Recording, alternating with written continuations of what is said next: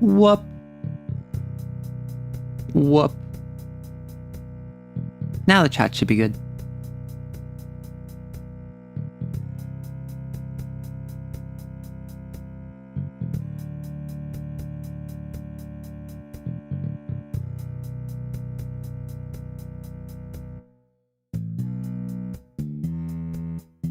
Whoop. Oh my goodness gracious. Holy heck. Oh, I slept in so long today. Sorry about that. I'm gonna drink some water.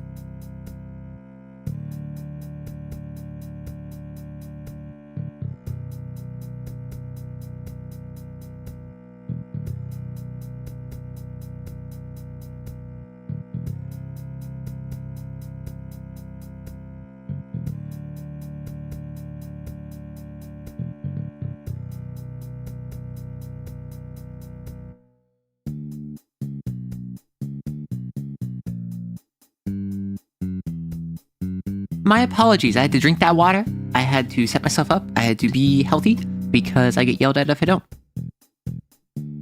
Mostly by you. But, hello. How are we feeling today? Oh, wow. I forgot. I don't have MS Paint open, so that means there's nothing behind me. I'm just gonna go on the main page. I'm sorry. Sorry if this is boring. I'm just gonna open up Paint. Because I don't have a plan today. I'm not gonna lie. I wanted to stream today, and then I ended up getting home at 3 in the morning because I had to go on a whole adventure. So that was not fun. It was an adventure. However, having to go from, oh, I should be arriving back at the airport at like 10 p.m. and that my roommate agreed to pick me up at 10 p.m.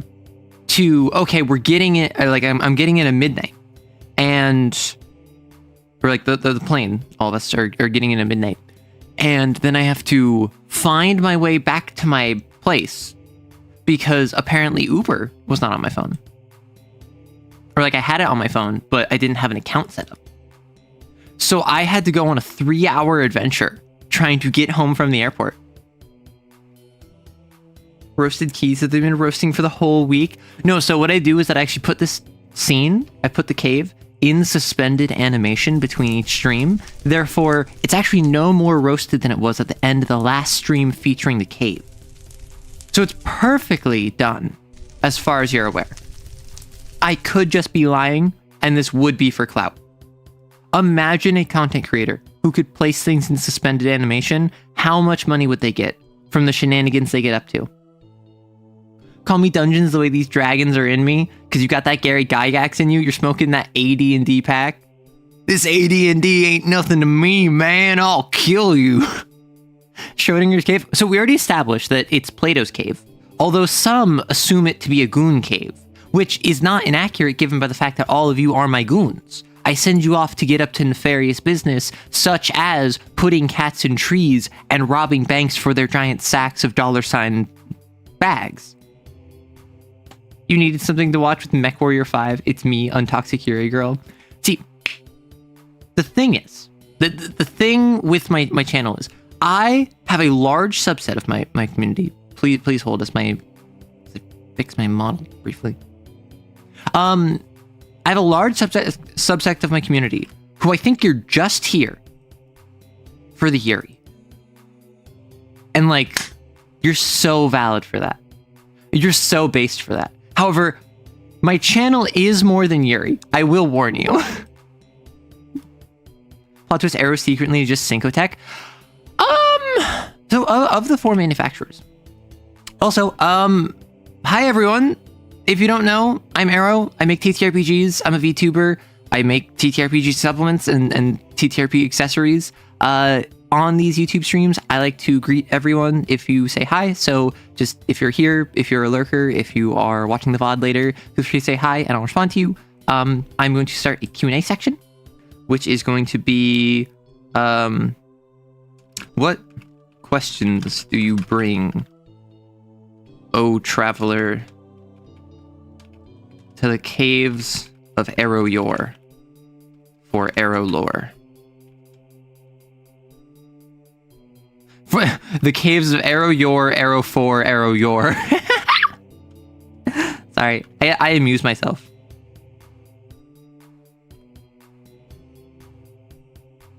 So, if you don't know, this stream will have a Q&A section where if you want to ask me something that is unrelated to the current conversation topic, that you can just drop it there. And so if you want to ask me about VTubing, or you want to ask me about my TTRPG bad deals, or you want to ask me about distortions, the cane supplement that I made, like, you can just drop that in the questions channel and I will get to that by the end of stream. But in the meantime, you can just have a conversation with me. I talk with everyone. That's just what these chatting streams are for. So, hey some dude, hey Pogsathop. Did you change your name from Yogsathop to Pogsathop? Nucleane, Tradon, Hydra, B, Alza, Guard Painter. Oh, Guard Painter, you just followed me on Twitch. I saw that as I was swapping my OBS. You followed me like 5 minutes ago. Hey Perseus, Cheese King, and everyone else who's watching or lurking. Tom Bloom said he's working on Lancer 2.0 in a stream. Oh, wow. From what I've heard, that's not on the docket, but also I don't watch his streams, right? I don't keep up with the Tom Bloom verse in the same way that a lot of other people do. My understanding was that Lancer was a joint project of Tom Bloom and Miguel. Is it Lopez? He has a hyphenated last name. I don't want to get his name wrong. So if you could please correct me in chat. But my understanding was that this was a joint project between them. And recently, like in the last year or two, both of them have been extremely busy. And Tom in particular, like Tom Bloom, has particularly been focused on making other TTRPGs like Icon by himself. So my understanding was that because this was a joint project between two busy people, one of whom was actively engaged in other projects, I don't know that much about Miguel. I think, was it Tom Bloom was the one that had kid? Miguel Lopez?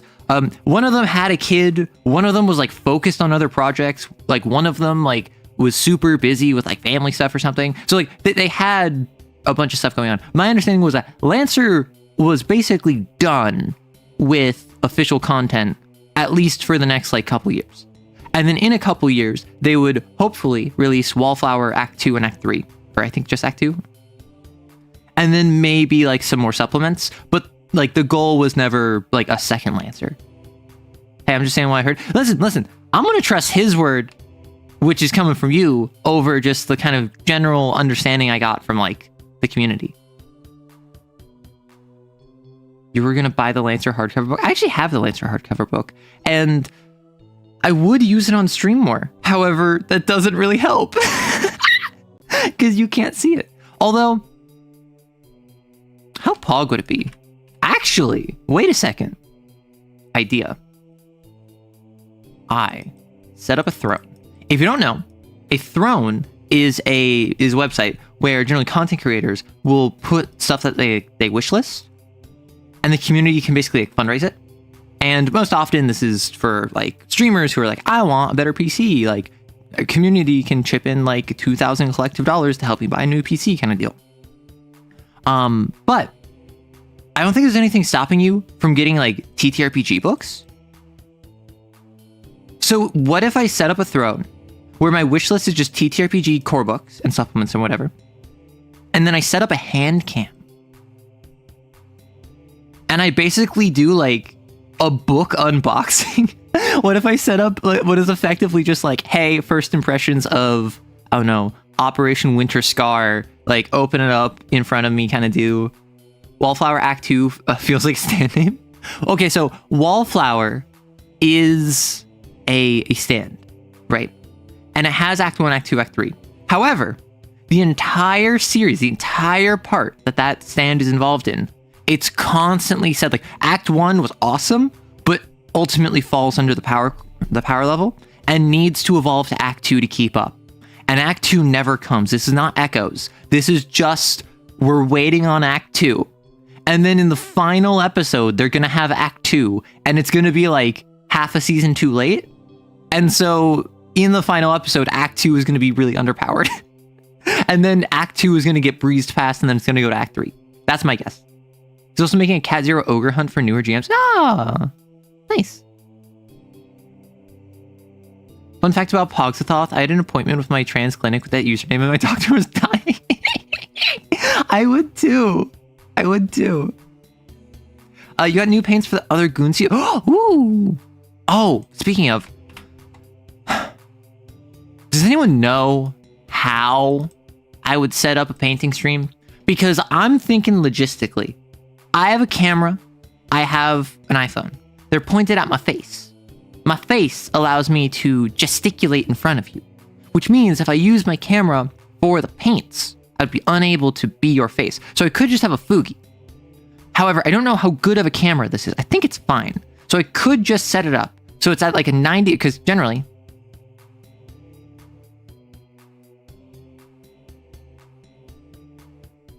right? This is what we're doing. And like keyboard here, like mouse. Right? This is my setup. And then I'm like, feel me? So I could just move this. I could set up here and set up newspaper and minis. My question is, do we think like just set up something like here and just like camera here? Also, other question, I don't know what I'm doing for April 1st. What I could do is I could say like, oh, master artist paints, and I could just like paint minis and have a completely normal stream. Second cheap camera, I don't know what I use it for. Because like, I want to do Warhammer stuff. I mean, I could do a Fugi. Like, because if you don't know, Fugis are the little things that you might see in a VTuber stream, and sometimes in non-VTuber streams, where it's the little like icon in the bottom right or the bottom left of the screen. And it is like a little profile picture, or it's a little creature that like lights up whenever they talk. I could just do that. Why do I have two question pages? And Q&A. I'm sorry. In case you ask questions, they might be dead. There's two. Why is there two? Does anyone else see two Q&As in the Q&A chat? That's wild to me. Hello, Clam. You could not have the VTuber on. I mean, that's what I'm thinking. I could just not be a VTuber that day. I could just be a PNG tuber. April 1st is the girl frame stream, but we just paint our mini talk about. Okay, what I will say, I don't think I have the time, but I would love to drop the girl frame video on Wednesday. The issue is I'm also streaming on Wednesday. Because April 1st, April Fool's Day, is Wednesday.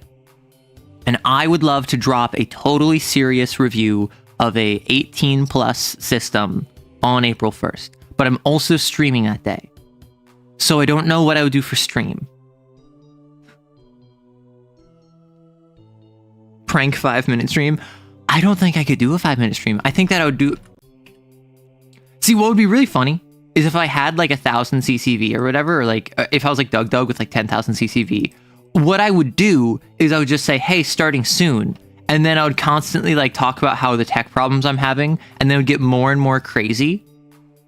And then I'm just like, I'm on the starting soon screen for like an hour, and the entire stream is just me being like, oh yeah, sorry, let me just fix this. And I'm like playing ratchet noises, and I'm like playing hammer on like, oh, the wall noises. I feel like that would be only funny if you had a group of other people to entertain you. Like if you had a full chat. I don't think we're at the size of a chat and an activity of the chat to make that worth it. However, what I could do, if I was really smart, I would be able to like set up code that was, you could screw with the stream to quote on fix it or break it, you know? Or hear me out, do a quick stream and set a new stream record for yourself by making it as long as possible. So, make a quick stream. Just like, hey guys, quick stream, don't even worry about this one, and stream for like 24 hours straight. I don't have the time for that, with all due respect. Oh, beans. I just realized I have a thing I need to do. Heck, I have responsibilities.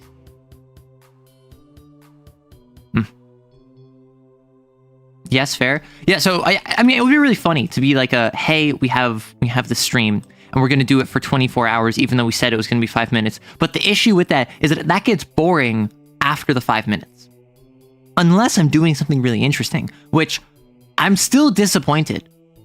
Path of Pain and Hollow Knight did not take me that long. It took me 2.5 hours, which I was expecting it would take like all day.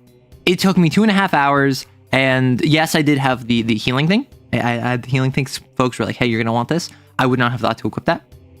I assume if I didn't have that, it would be much more difficult. But like, I'm someone who's not a platformer. I'm someone who's not good at 2D platforming. I'm not someone that wanted to do Path of Pain.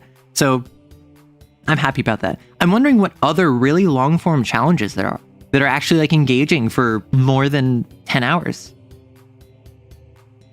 What if you do the opposite 24-hour stream that goes on for 5 minutes?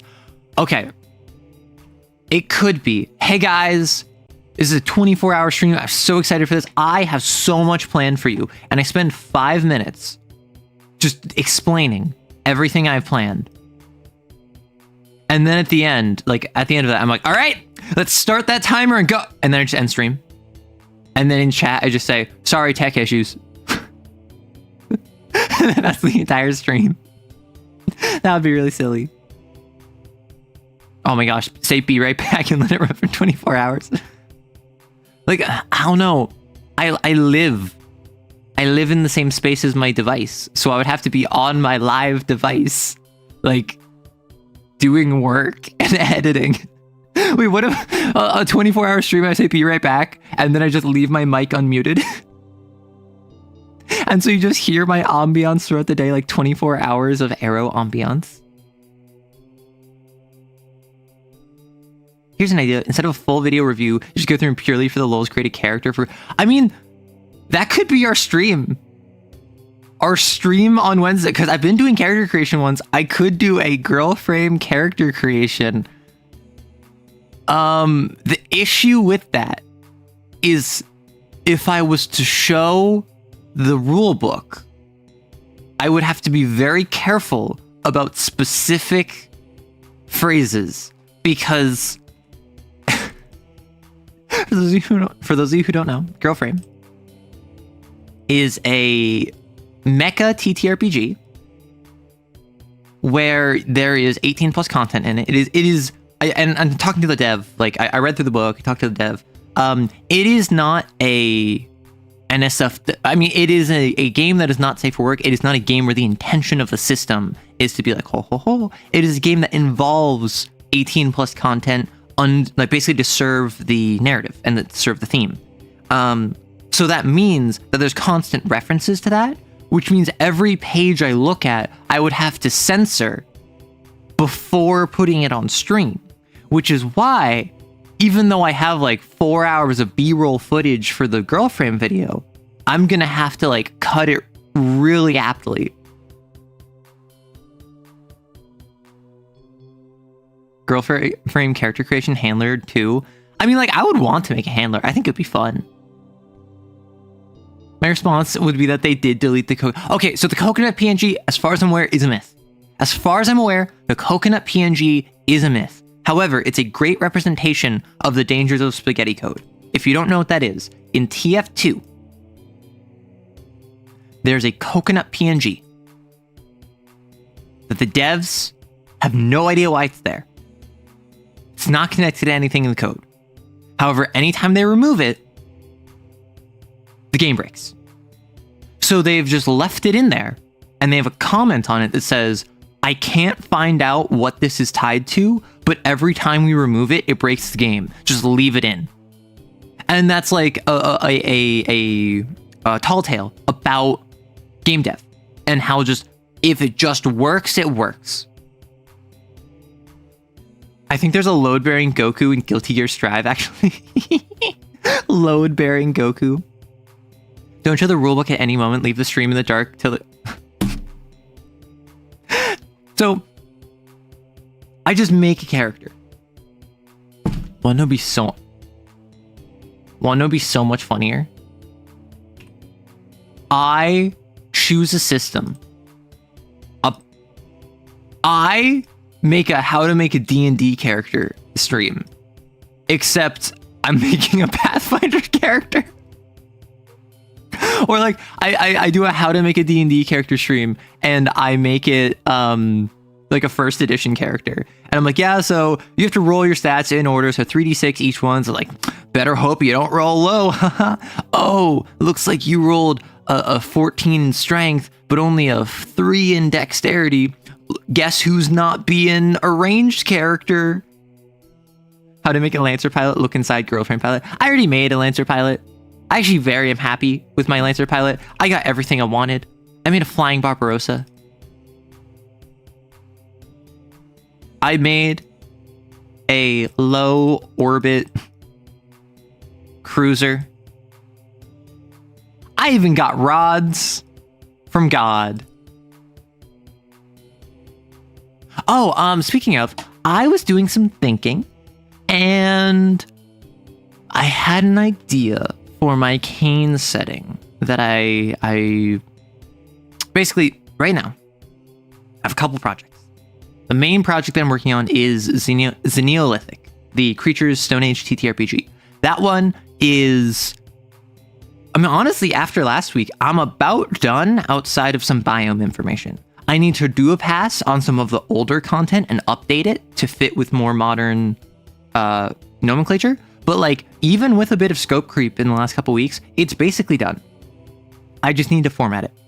And then I also have the distortions, or the cane supplement, the expansion,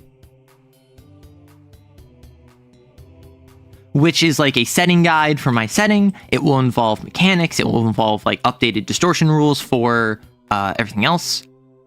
And so I'm planning on releasing something that talks about my setting more in depth and the unique mechanics behind it. And what I want to do is, I had the idea, and I didn't get to do this because I forgot. In a game that I ran for several of my players, as well as someone else, the toad hunt in the centipede infested area. I like the idea of an orbital rail bombardment, which is referenced in Kane, as this is basically just fake.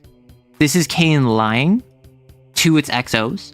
And instead of actually sending in like tungsten rods from space that will explode stuff, because ultimately it's just missiles, right? Like, rods from God is ultimately a more wasteful, inaccurate version of just air to surface missiles.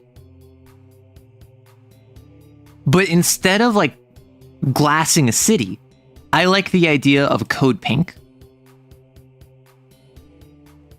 where they just basically release a bunch of control chipped government created sins, so like synthetic sins, and they just send them in there, like, kill everything. So it's not we're gonna destroy this town. We're gonna wipe out the populace. We're gonna wipe out all of the drifters. We're gonna wipe out all of the sins and the traces, and we're just sending in like 200 government controlled sins. And like the stat block for them, they're like cat 0 to cat 4. They have a control chip on them, and a Code Pink, or what most XOs assume to be an orbital rail bombardment, is we're just sending them in there, kill everything. Yiggity you, how you doing? I'm doing fine. My favorite D&D class, Cancer Mage. I don't know, Cancer Rodent seems to be pretty up there. Funny enough, when Arc System made Dragon Ball Z Fighters, they made it so that all the characters go through Goku. So when they made Guilty Gear Strive, they left Goku in. Load bearing Goku is real. Oh my gosh. The Goku is real. Oh my gosh. The more I hear about Guilty Gear, the less real it seems. The more I hear about Guilty Gear, the more I do genuinely think it is just an excuse to have cool character designs with cool music associated with them, and no one actually plays or has ever heard of Guilty Gear. I think it's a psyop. I think that the government is promoting big Guilty Gear so that we get cool music and cool character designs, which I will say, the Guilty Gear art, very pogging. I love the... Same with Skullgirls. I don't know what it is, but both of them are the character. Do you know what I mean? Where the characters, their art style is the same as the background, but they look so distinct and they pop so much off the background. You just watch Wooly versus timeline for Guilty Gear. It goes all the way before the latest game in anime. I did a deep dive once. Bestie, I just left the arcade that has XRD console. Okay, are you real? I don't think so. Are any of you real, or is this simply my imagined fantasy of what it feels like to be a content creator? Are you any more than a figment of my imagination, or am I any more of a figment than your imagination? Back to the cave. You literally have pictures. Do not post them. Goku sees cancer patient. I heard your cancer is pretty strong. Goku memes are so funny. Like, I never got into DBZ. I was never someone who was super into it. Goku being like, hey, I heard you were pretty strong. Just like, guys, my mom beat cancer. Goku shows up. Hey, I heard your mom was pretty strong. Were all your acolytes under your idol's grass saying what you wish to hear? I would hate that. Oh my gosh. Like, there are some spaces on the interwebs that are just echo chambers. And I understand, by virtue of people who watch my content, you probably have some affinity for me, even if that is only I like what you're saying, I don't necessarily like you specifically. So there's always going to be some degree of like, whatever I say, you're probably like, yeah, I agree with that, or I don't disagree with that. So there's always going to be a little bit of an echo chamber. But there are some spaces where like, holy heck, it is a hive mind. That is horrifying to me. Like, I think it's really funny when it's used for comedic purposes, but there are some communities out there which are all just one collective brain cell, which are meant to promote a very specific idea of what the central figure is like. And that feels cultish to me. I'm entirely convinced the creator of Gear just wanted to make a rock album made of fighting games so he could have a budget for it. You play Guilty Gear Strive and you play a bed? Sure. Is that the character who's like in the bed and it's like a fighter? It's like, whatcha? Right? The one who like, it was for their sibling? Look up Bedman. That's a cult of personality? Probably. Sorry, Bedman? I don't know. I did a deep dive in Guilty Gear Strive one time because people were telling me about this guy's wife who was actually a gear, but was also a robot, but was also his wife and was also a clone. Like, and then I did like a Wikipedia deep dive. It's spelled Bedman. In Strive, it's just the bed. So there's division between Bedman and the bed. Bedman gang rise up. Bedman or Bedmanerer? Usually when I keep a good distance from fandom spaces. I mean, so fandom spaces, I feel. Well, first off, there is the very noticeable thing where whenever you have a fandom that primarily involves younger audiences and or is larger and therefore younger audiences join it, even if it's not intended for them, it usually ends up being really bad. for whatever reason, but normally if you have a fandom that is targeted at a demographic of like 12 to 16-year-olds, or is a demographic targeted at like 15 to 23-year-olds, but is so large that people that are like as young as 10 and as old as 35 watching it, you're gonna get a bunch of young people that don't know online etiquette, that feel like them liking something is core to their personality, and so you get obnoxious My Hero Academia fans, or Undertale fans, or Deltarune fans, or FNAF fans, or like whatever it ends up being. That's why fandom tends to have a very bad reputation. There's nothing wrong with being in fandom inherently. And often, I would go so far as to say, being in fandom is a very good thing, because it will, one, connect you with other people that have similar interests. Two, if you're part of fandom, you're probably in the fanfic, fan art, or like merch circle. So you're probably in some relation dealing with art, even if it's not your own. And then it's also just like, it's cool to like something, and you're more interesting for that. And I would say probably 90% of most people in most fandoms are just like, hey, I like this thing. Like, I'm going to draw some fan art, or hey, I like this thing. I'm going to browse the subreddit for it like every week, every day. Like, I'm going to read fanfic for it. Most fandom is fine. Most fandom is chill. It's when you get younger people involved, almost always, that it ends up being bad. It's nice to smell the roses, but I wouldn't want to stay too long. I mean, you can have a fun time staying in the fandom perpetually. It's just a matter of, if it's a very large fandom, it'll probably be toxic. If it's filled with younger people, it will probably be very loud and boisterous and immature.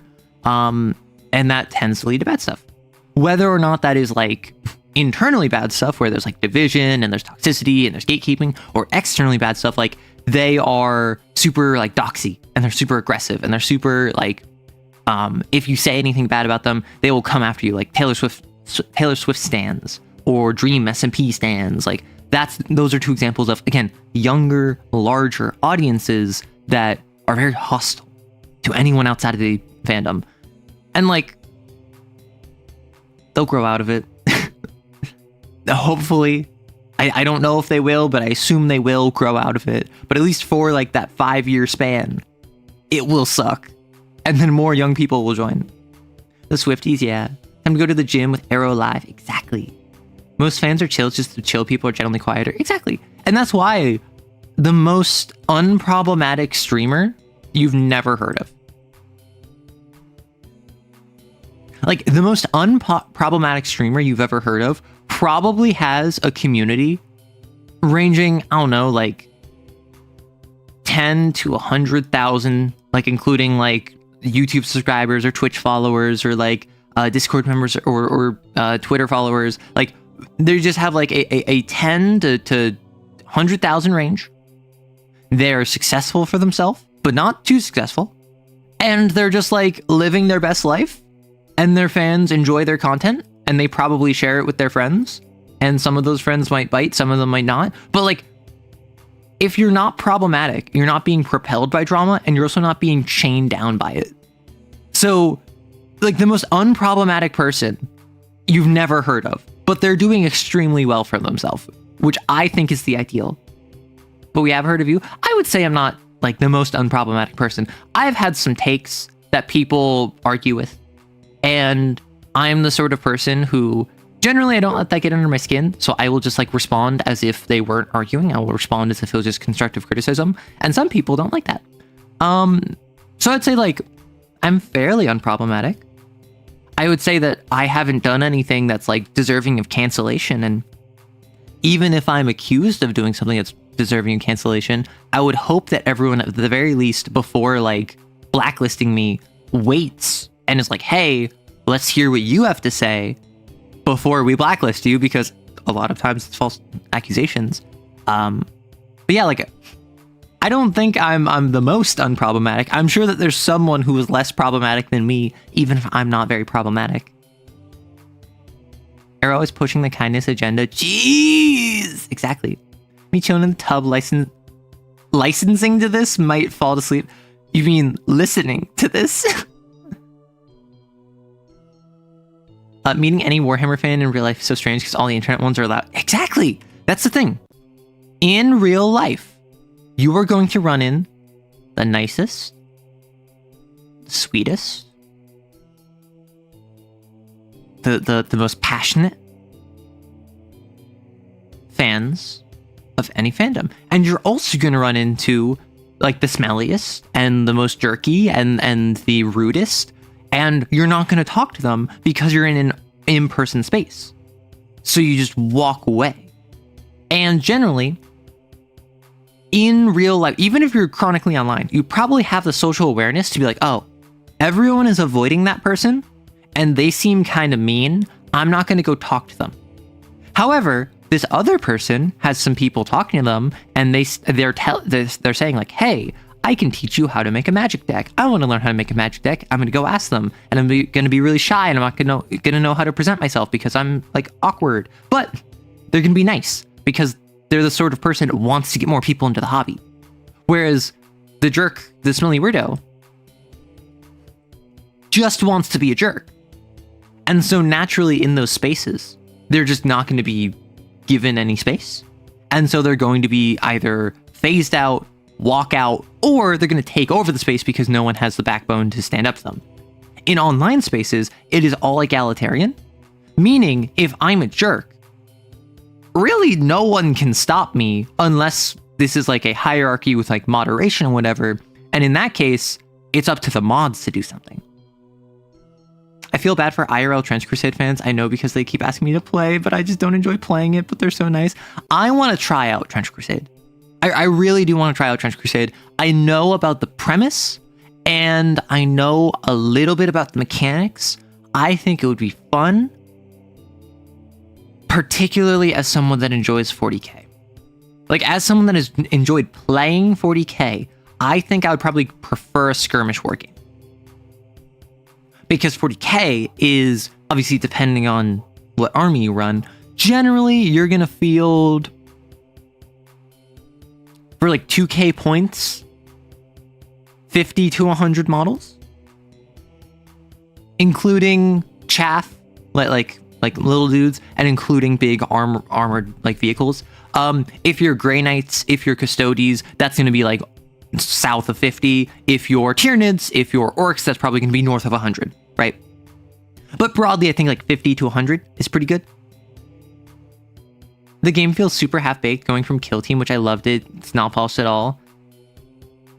You recommend Kill Team? So the thing I've heard about Kill Team, apparently Kill Team is way more difficult than 40k. I do want to get into Kill Team. I want to get into Kill Team, and I want to build a Chaos Kill Team. And I want to paint them Alpha Legion because I love the Alpha Legion, and I think it would be very fitting to have the Alpha Legion have a group of like Kill Team, like a group of like 5 that go around doing stuff. There's a scam going on with Trench Crusade. What the heck? Like, all I've heard about Trench Crusade is like good things and lore. Oh, the newer teams just have so much word salad. Ah, got it. I mean, I've dealt with obtuse wordings. I've dealt with systems that do not know how to cater to a new audience. So like I could probably manage. It's just a matter of, I also recognize as someone who is not very good at war games, I might misinterpret stuff. Same way, like I am not good at Magic. I'm not good at 40k. Broadly speaking, these are games I enjoy, but my enjoyment stems from, ooh, I want to play a bunch of like Gene Stealers in my Tyranid army. So I'm gonna get some Broodlords, I'm gonna get some Gene Stealers. I have some Von Ryan Leapers, I'll throw them in. I have the Swarm Lord mini, I'm gonna throw the Swarm Lord in. So I do a little bit of like a Timmy thing where I like units and I will build an army around that. Instead of, I like a mechanic and I'm gonna go really hard on winning that mechanic. Which is what you need to do to win in Magic and 40k, right? If I, as a very skilled player, play a deck where it's just all of my favorite cards, versus someone who is like not a bad player, but is still fairly green in comparison to me, but they have like a hyper optimized deck, they will probably win. Necromunda, I feel like needs more love. Necromunda, I actually don't know anything about the system. All I know is about the lore. Is that another skirmish wargame?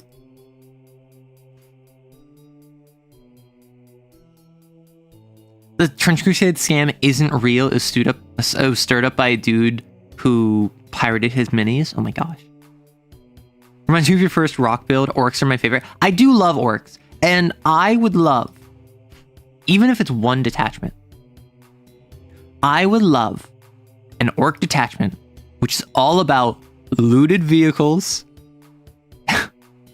And I want them to get the stats for a looted Leman Russ. And like, I want them to have one looted vehicle from every other faction. And I want them to have a stratagem that they can use once per battle, which is when they destroy a vehicle from that faction, they can loot it and recover it at like half its total wounds, and they take control over it. Like not a manta.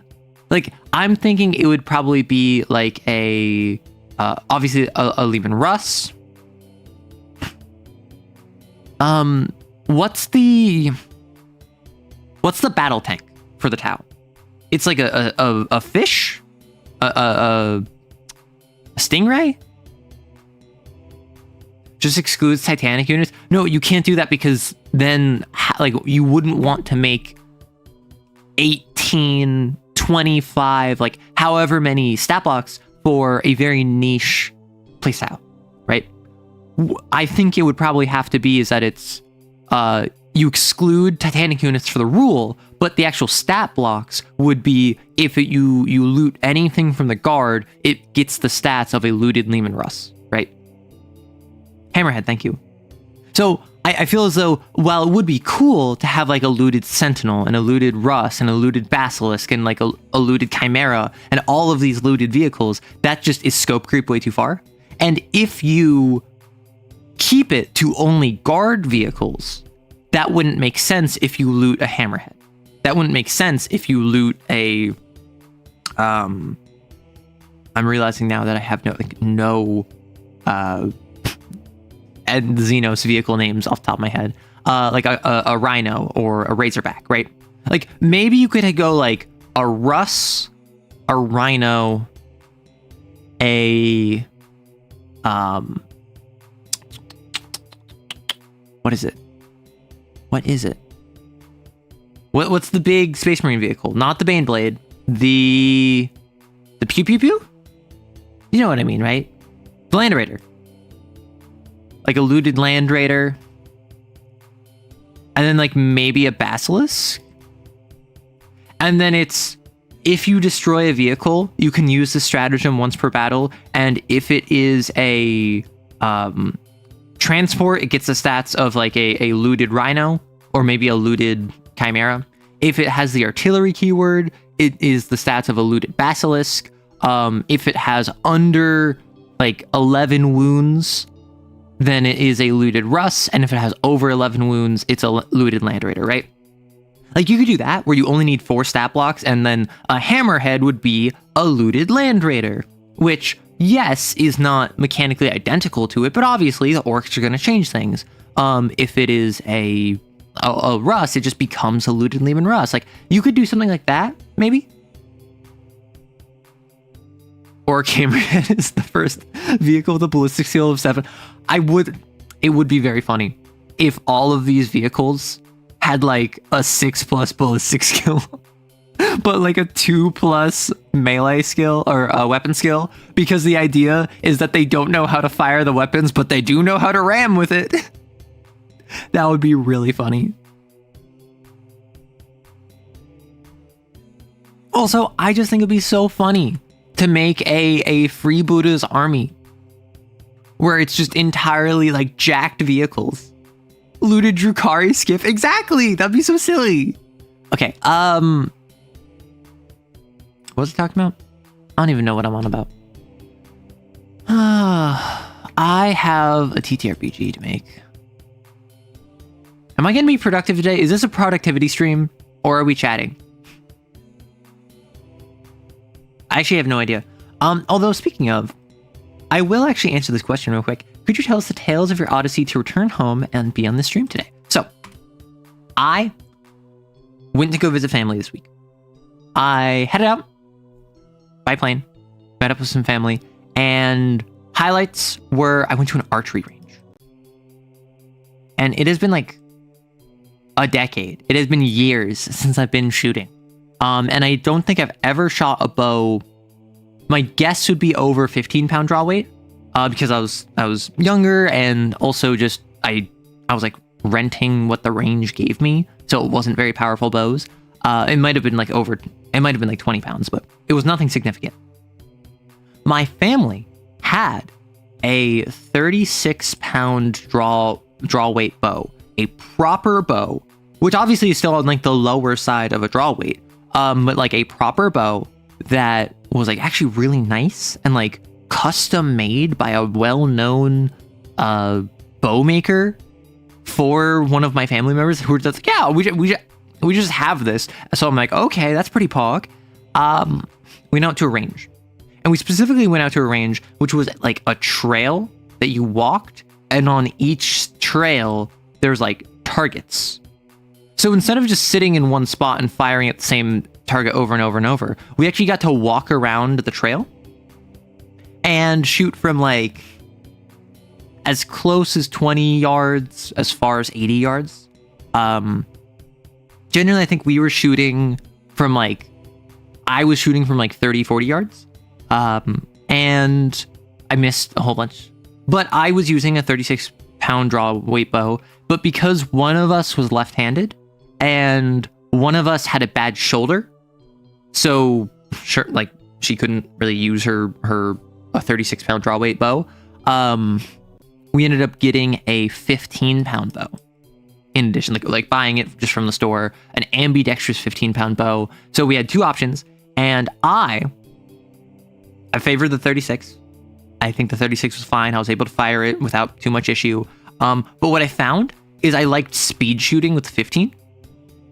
I liked trying to maximize speed over accuracy with the 15-pound bow because it's such a light draw weight. And I was actually able to do Mongolian draw. Because the way this works is that in drawing a bow, you have the bow, you have like this, and generally you have like the arrow like that. And typically in the Western tradition, you'll do the Mediterranean draw, which is you loop one finger over, you loop another finger over. That's how I was always taught. Some people, and apparently a lot of people, say a third finger as well. And then your pinky and your thumb, or yeah, your pinky and your thumb are not actually on it, so that'd be like, right? So like that's your hand. And then you basically release the tension in your fingers, and that releases that so like you pull it back like this. And so let me get a better drawing of this. So if it's like, that'd be like that. It's like,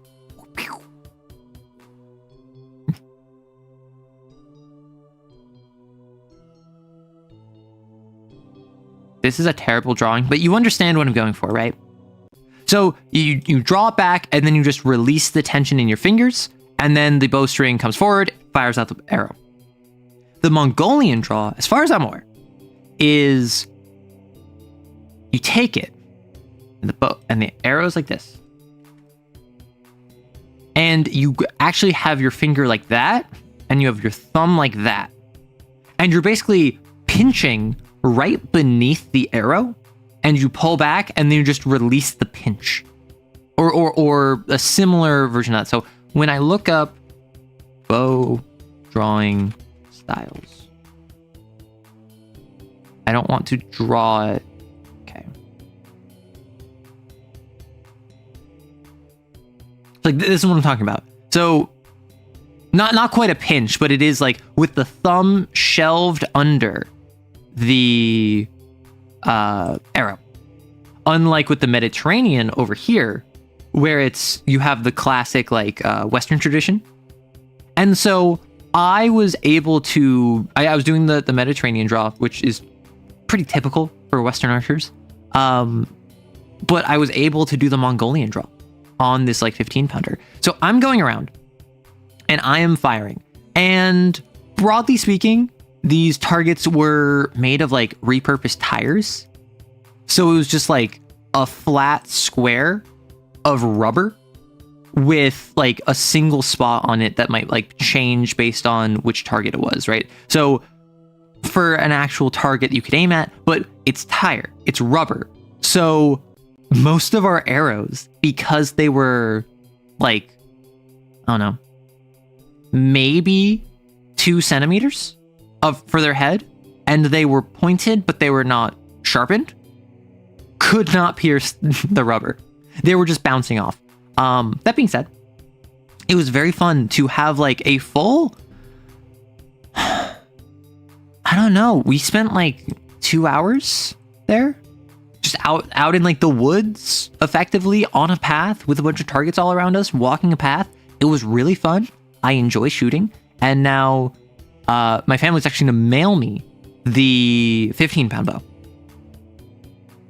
So I can look up a local range and I can go with my little juvenile bow and I can get into the local archery scene and then before getting it to like an actual real bow, if that's something I'm going to continue. Which I don't know if I'm going to continue that, but I love archery. I think it's really cool. And I just got back into writing. I've talked about this before. I've bemoaned my woes before about how I haven't been writing. What? So I just heard something behind me, and I'm like, is that a cat? And I'm like, no, that's not the cat. I've been bemoaning my woes about how I've been trying to get into how I've been. I fell out of writing because of video editing. And recently, like 2 weeks ago, I joined a writing club, like just a drop-in writing club, and I've been going to some weekly meetings, and so I've been able to write more. And I'm back on the project that I finished a couple years ago, and now I'm like rewriting it chapter by chapter, where one of the characters is an archer. And so it's just such a nice thing where it's just like, hey, she an archer, I an archer, can I make it any more obvious? Now I can finally be arrow rights. I literally am like, if I get into archery, I will be arrow rights. And that is so funny to me because like I like archery and like now I'm gonna have a bow, a small one, but like a bow I can get into. And then I've gotten back into writing alongside video editing. I will actually live up to my namesake. You're writing mecha fiction, where's your mech suit? Listen, I was also writing a story about therapy. Where's my therapy? Is the stream choppy? Oh no, DP. Also, hello. But yes, so I have my story that I'm going back to. And I do want to be arrow rights. I think that'd be very fun. However, that also means that if I want to get into it, I would probably need to graduate pretty soon to my guess is just south of a 50-pound. Because like the 36-pound I was comfortable with. I could do it regularly. It definitely had more weight to it than the 15-pound because obviously it's like it's a little bit more than twice the draw weight. But I think 50-pound is the weight of a modern hunting bow and is considered like good as like a jumping off point for beginners if they want to like seriously get into it. Although I might need to like start at like a 36, right? I don't know the draw weights. But my guess is that if I was to join an archery group, they would be like, yeah, ditch the 15-pound bow. You're not going to get anything from that. And I would have to spend probably over $100 to get a proper bow, which I want to make sure that I'm interested, but I want to make sure that like I'm invested, you know? I am someone who I rarely spend money on a new hobby. And as you can see from the fact that I'm still using the same model for free that I made 2.5 years ago, even once it is no longer a new hobby and I'm kind of like locked into it, I'm still very reticent to spend money on it. So that was archery. Into archery. Also did some mini golf, but had dinner with extended family. And then the following day, what did we do? Oh, right. So that was the second day. And then the third day was we went out to the beach because this was like near the coast. And we went out to just beach, checking it out. We went to a national park, had fun time going out there. I got sunburned, but only on my feet. And so I was wearing flip-flops, and now I have like this V on both of my feet of just safety from sunburn, whereas the rest of my feet, as long as my toes, are all just sunburned. And luckily, had aloe. I was able to put aloe on it when we got back, and as of right now, it is slightly uncomfortable, but I think I'll be fine. It wasn't too bad. It's just all over my feet. I was not having a fun time walking home though, because the fun part about this journey is I had a flight. Take off at like 8, get back at like 10, right? Get a message a couple hours before I'm going to leave. Hey, we've delayed your flight 2 hours. Oh no. For a couple of reasons. One, whenever you get delayed in a flight, I don't know if you've experienced this. I feel as though flights are very much you either get delayed 0 times or you get delayed like 5 times. And so my first thought was, oh no, we're going to get kicked back like 5 times. Luckily, no, we just got kicked back once. Other thing, the way I was going to get home is that one of my roommates offered to drive me from the airport at like 10. And my roommate had work today, which meant that they could not stay up until like midnight. So I was out of luck there. And I'm like, you know what? It's fine. Figure this out. I can figure out public transit. I can take an Uber if I need. I look into Uber. My phone does not have an account set up, despite the fact I had the app downloaded. My phone number is not tied to an account. And so knowing that my mother has an account for Uber, I'm like, okay, I'll just put in hers. And like, if I have to charge her credit card, I'll just tell her later and pay her back. It's like, okay, you put in her phone number. Send us the verification code, idiot. And I go, oh, she's asleep right now because it's currently like 4 a.m. for her. So I have to deal with public transit at 1 a.m. And so I go on a 3-hour journey where I leave the airport and the shuttle that I could have taken wasn't there. So I had to take like a train to a different spot to hop on a bus. But the bus, despite being listed as being available, was only available at like 3:30 a.m. kind of deal. And it was like 12:30. So I had to leave the bus stop to go to a different bus stop for a different line, which then went to not the space where I thought it was. And so I had to go from that space to the other bus stop where the bus was arriving at like 12:30. And then hopping on the bus, turns out I have to just go back to before where the train was to hop on a different bus to go from there to the middle of an area that is close enough to where I can walk 30 minutes to go home. And remember, my feet are sunburned. And it would be like 2 a.m. at that point. So I go on a 2-hour journey in a giant circle. I pay for public transit like 3 times to get to the point where if I had just waited here for like an hour, I would be able to take this bus to get to an area which I would then have to walk half an hour anyway because no other bus stops were closer to me, running at like 2 a.m. with sunburned feet after a flight, after a full day, where, for context, on the way out, because I was trying to get videos done, I got 3 hours of sleep. And I don't sleep on planes. I just don't nap, right? So the way out, I got 3 hours of sleep. I'm like passing out by like 10 p.m. But I'm with family, so I'm toughing it out to spend time with them. And so every night, I'm just hit with this wave of lethargy at like 10, 11 p.m. I'm falling asleep early. I wake up like at a normal time, but I'm still hit with the lethargy today when I'm going off on my journey from the airport across multiple bus lines at midnight. And it was not fun. Kind of like a very bad experience. I'm sorry to hear that. Honestly, I would have taken this over being delayed like 6 times. I ain't gonna front.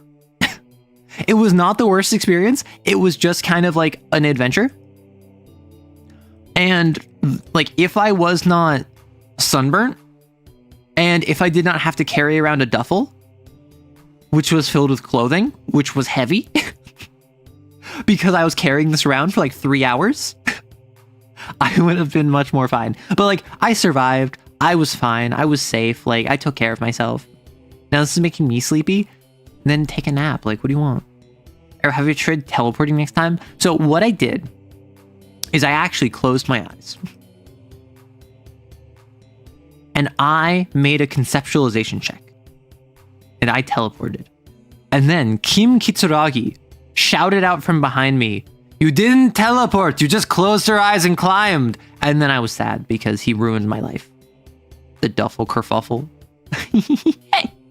Yeah, so not my best experience, definitely not my worst. I don't know about y'all. I have had much worse travel experiences than that. So oh no, like 5 out of 10.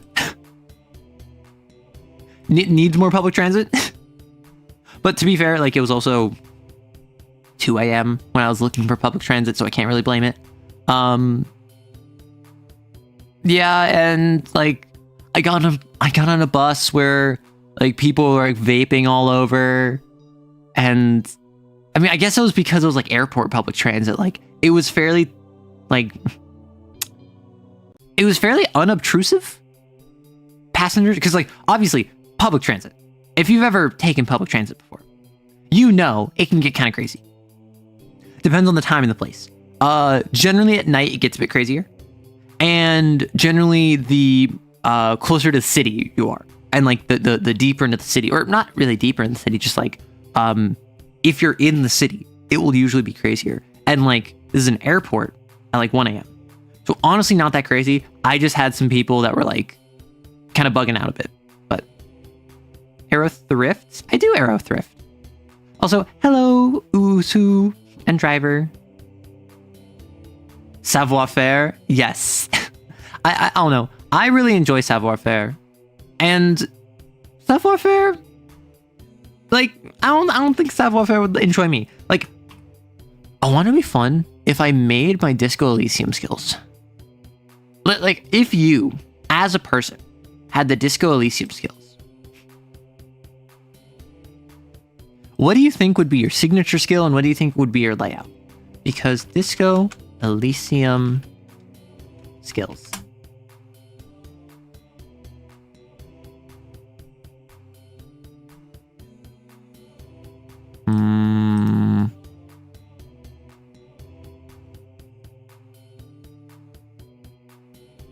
Hello? There we go. So, you can get a combination of, what is this? 12? So you can put up to 6 in intellect, psyche, physique, motorics. Has to equal 12, and you get 1 signature skill in order to get +1, 2. Authority puts gun in mouth. Oh my gosh. So I played Disco Elysium on stream, and I had a great time with it. It took a bit longer than I would have hoped, but ultimately, like, being able to see my live reaction to failing the authority check with Titus and just that kind of vibe was just so fun. It was so. Oh, speaking of stream, tomorrow, Titanfall 2 over on Twitch. Never played Titanfall. I'm not really an FPS person, so it'll be an interesting experience. Yeah, I don't know what to expect, but I do know that a bunch of people loved the Titanfall 2 campaign. We talking the travel or the destination that sucked? I mean, it was the travel. Like of the travel that I had to go through, it was on the return. I had to deal with a whole bunch of like nonsense. I had to run around. I had to go in circles. I had to take public transit a whole bunch. I had to walk half an hour through to actually get to my house. But woo, Titanfall 2, exactly. Titanfall 2, we love it. Pog.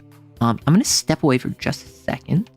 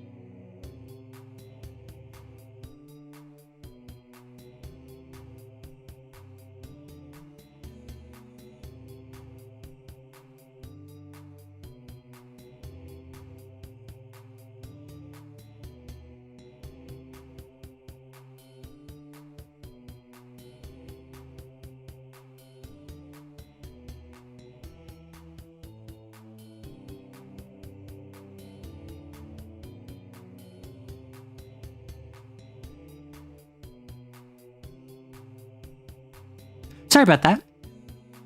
Although I have returned. They'll have quick riot. No, I'm already back. Let's do something before Arrow returns. You don't understand. When I say I'm going to be back for, like, when I'm gone for a second, I'm back. Not in a second, but close enough. So, am I being productive today? I haven't made that decision. What did I do last time? Last week, for a productivity stream, I was not at all productive. And then I ended up being more productive on Saturday because I kind of got tired of playing Darkwood. I was done with it. I just wanted to move on. And so I ended up being productive instead. Do we want to look at what we did on Saturday? Or do you want to just keep chatting? I mean, you can set stuff on fire. I'm not going to stop you from doing that. Like, who said that you can't set anything on fire? This is a free country. First Amendment, my guy.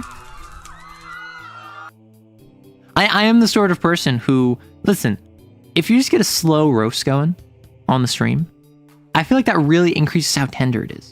Do you have the energy to be productive today? I didn't. I'm not going to lie. Like, the reason stream started 3 hours later than it normally does, or 2 hours later than it normally does, because Sunday. I've already been going an hour, pog. Is because, like, I was like in bed until an hour before starting stream. But like I could be productive. Just a matter of, I don't know if that's the vibe for today. Thank you for endorsing my arsony arrow. Of course, you know I'm like that. So with the window capture,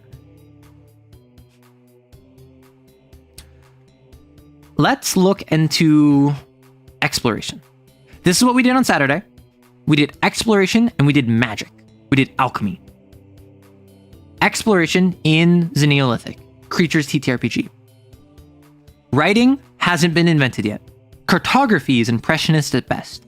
Animal trails are the closest thing to a road that's been developed. As such, players will often only get vague directions as to where they're intended to go. They may get lost. This is intentional given the nature of the ever-present rift closure tree looming above them.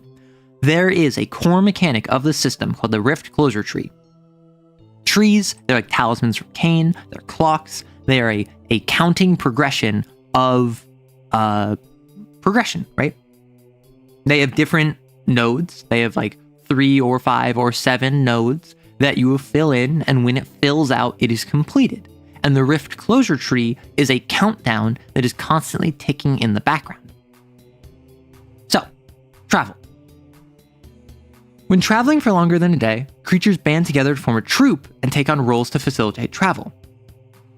Every day-night cycle will have time slots where the troop can work towards advancing towards their goal.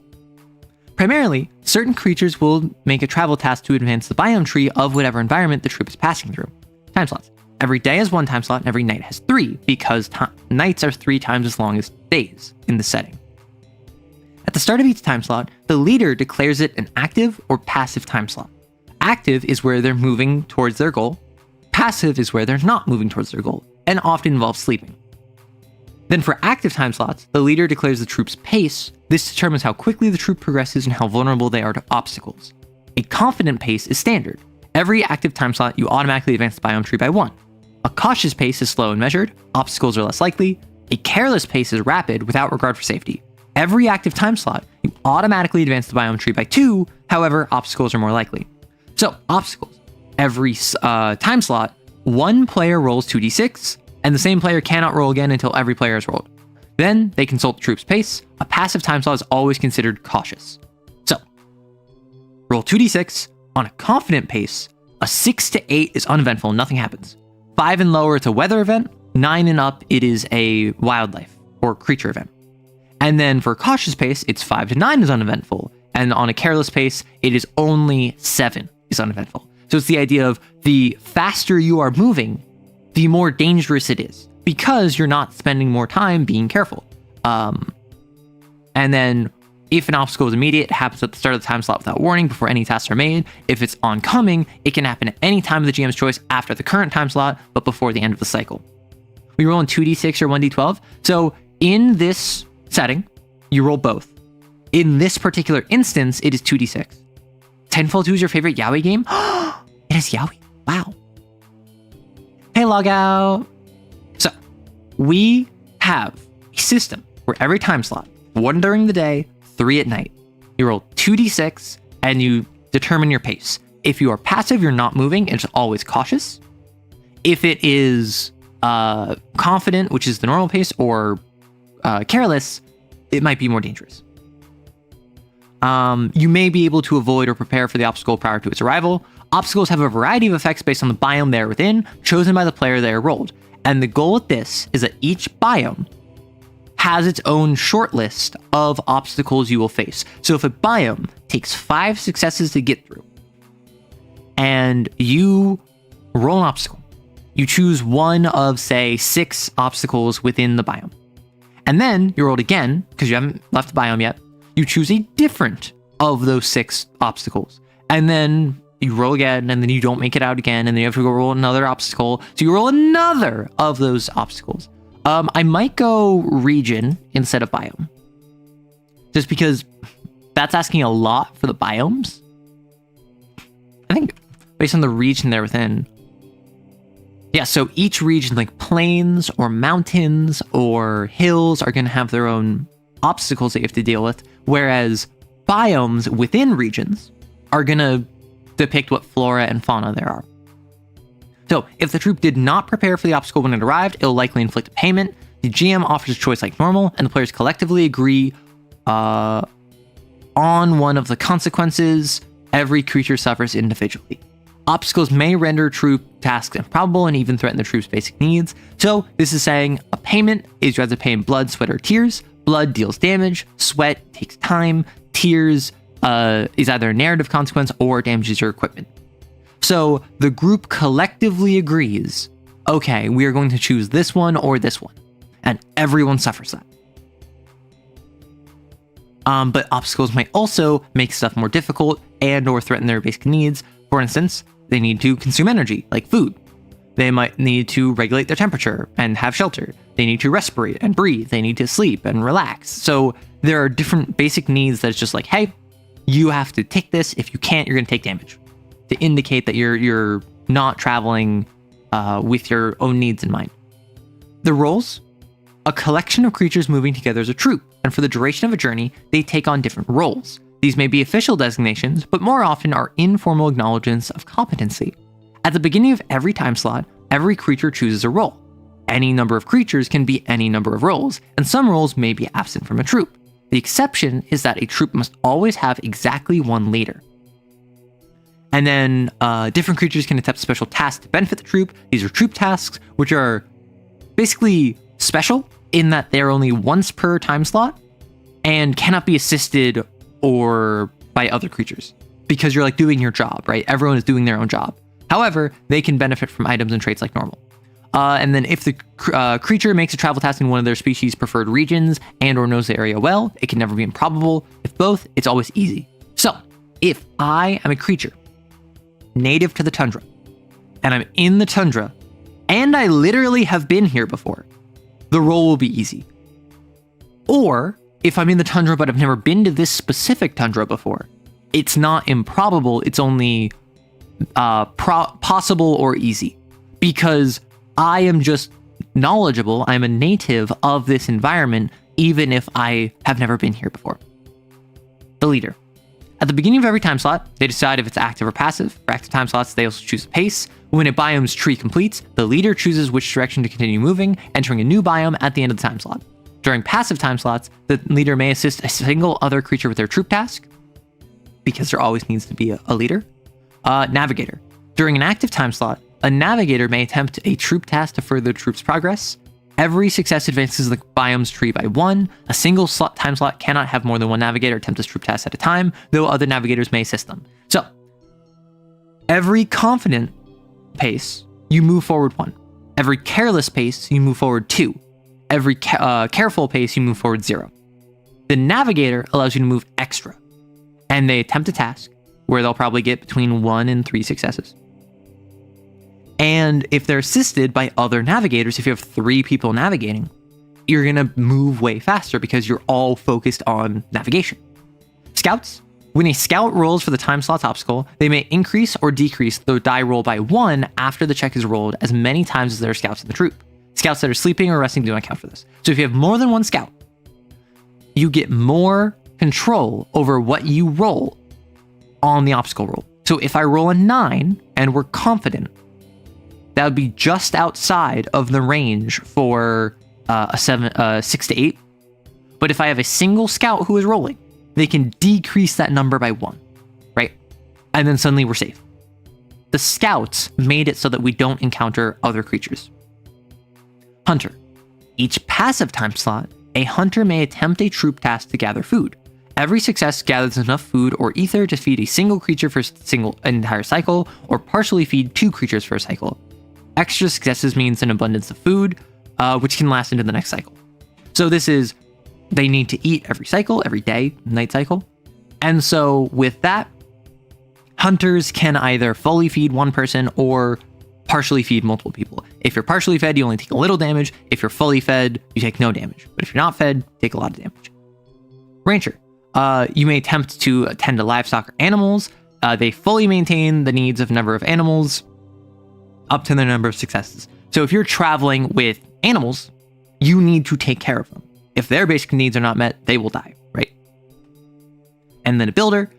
Every passive time slot, a builder may attempt a troop task to construct something or assist another builder. They make a number of checks equal to their troop task success to construct or repair items, anything else they can build. They can also spend one of their successes in order to assist another builder. So, I'm a builder. I make a troop task. I get 2 successes. I can then spend 2 rolls making gear or building shelter or repairing stuff or helping other builders. So the builder is like making stuff, right? Constructor. A gatherer, they attempt to locate and acquire ether. They gather an amount of usable ether in doses equal to their troop task success. Each biome has a limit to how much ether can be found in it per cycle. So this is ether, magic, stuff like that. Send them out, grab it, pick it up. Assistant. Each time slot, the assistant may assist 1 other creature in making a troop task. And I think...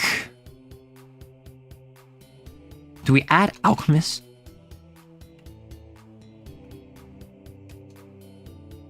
I think we add alchemist. And the alchemy that we have is...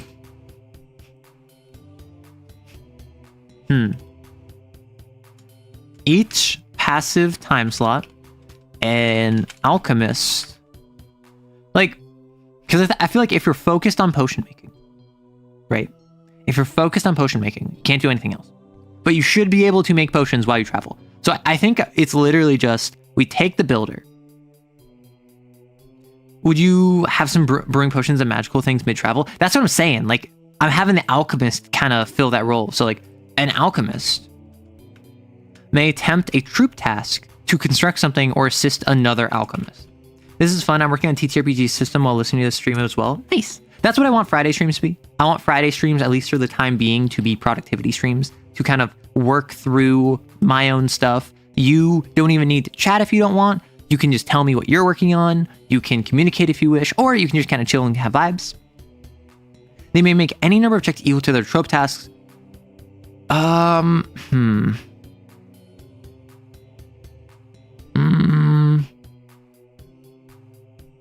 Wanna know what? I think they may attempt to, what is it? So, alchemy. Let me just go here real quick. Travel at night. Every troop task done at night is improbable and can never be easy. If the creature attempting this task has sufficient ability to perceive at night, you can ignore either of those. For obstacle rolls at night, roll 1d12 instead of 2d6, which is 2d6 is way more likely to get 7, 1d12 is not. If the troop's pace is not cautious, the same is true for time slots where the entire troop is asleep or resting. So if the entire troop, the entire party, no one's on watch, is asleep, roll 1d12 instead of 2d6. If you are moving at night, roll 1d12 instead of 2d6. Gym is a kind of productivity? It absolutely is, yeah. So this is where you get into a weird thing where I should probably add a little note here where it's table designers note. But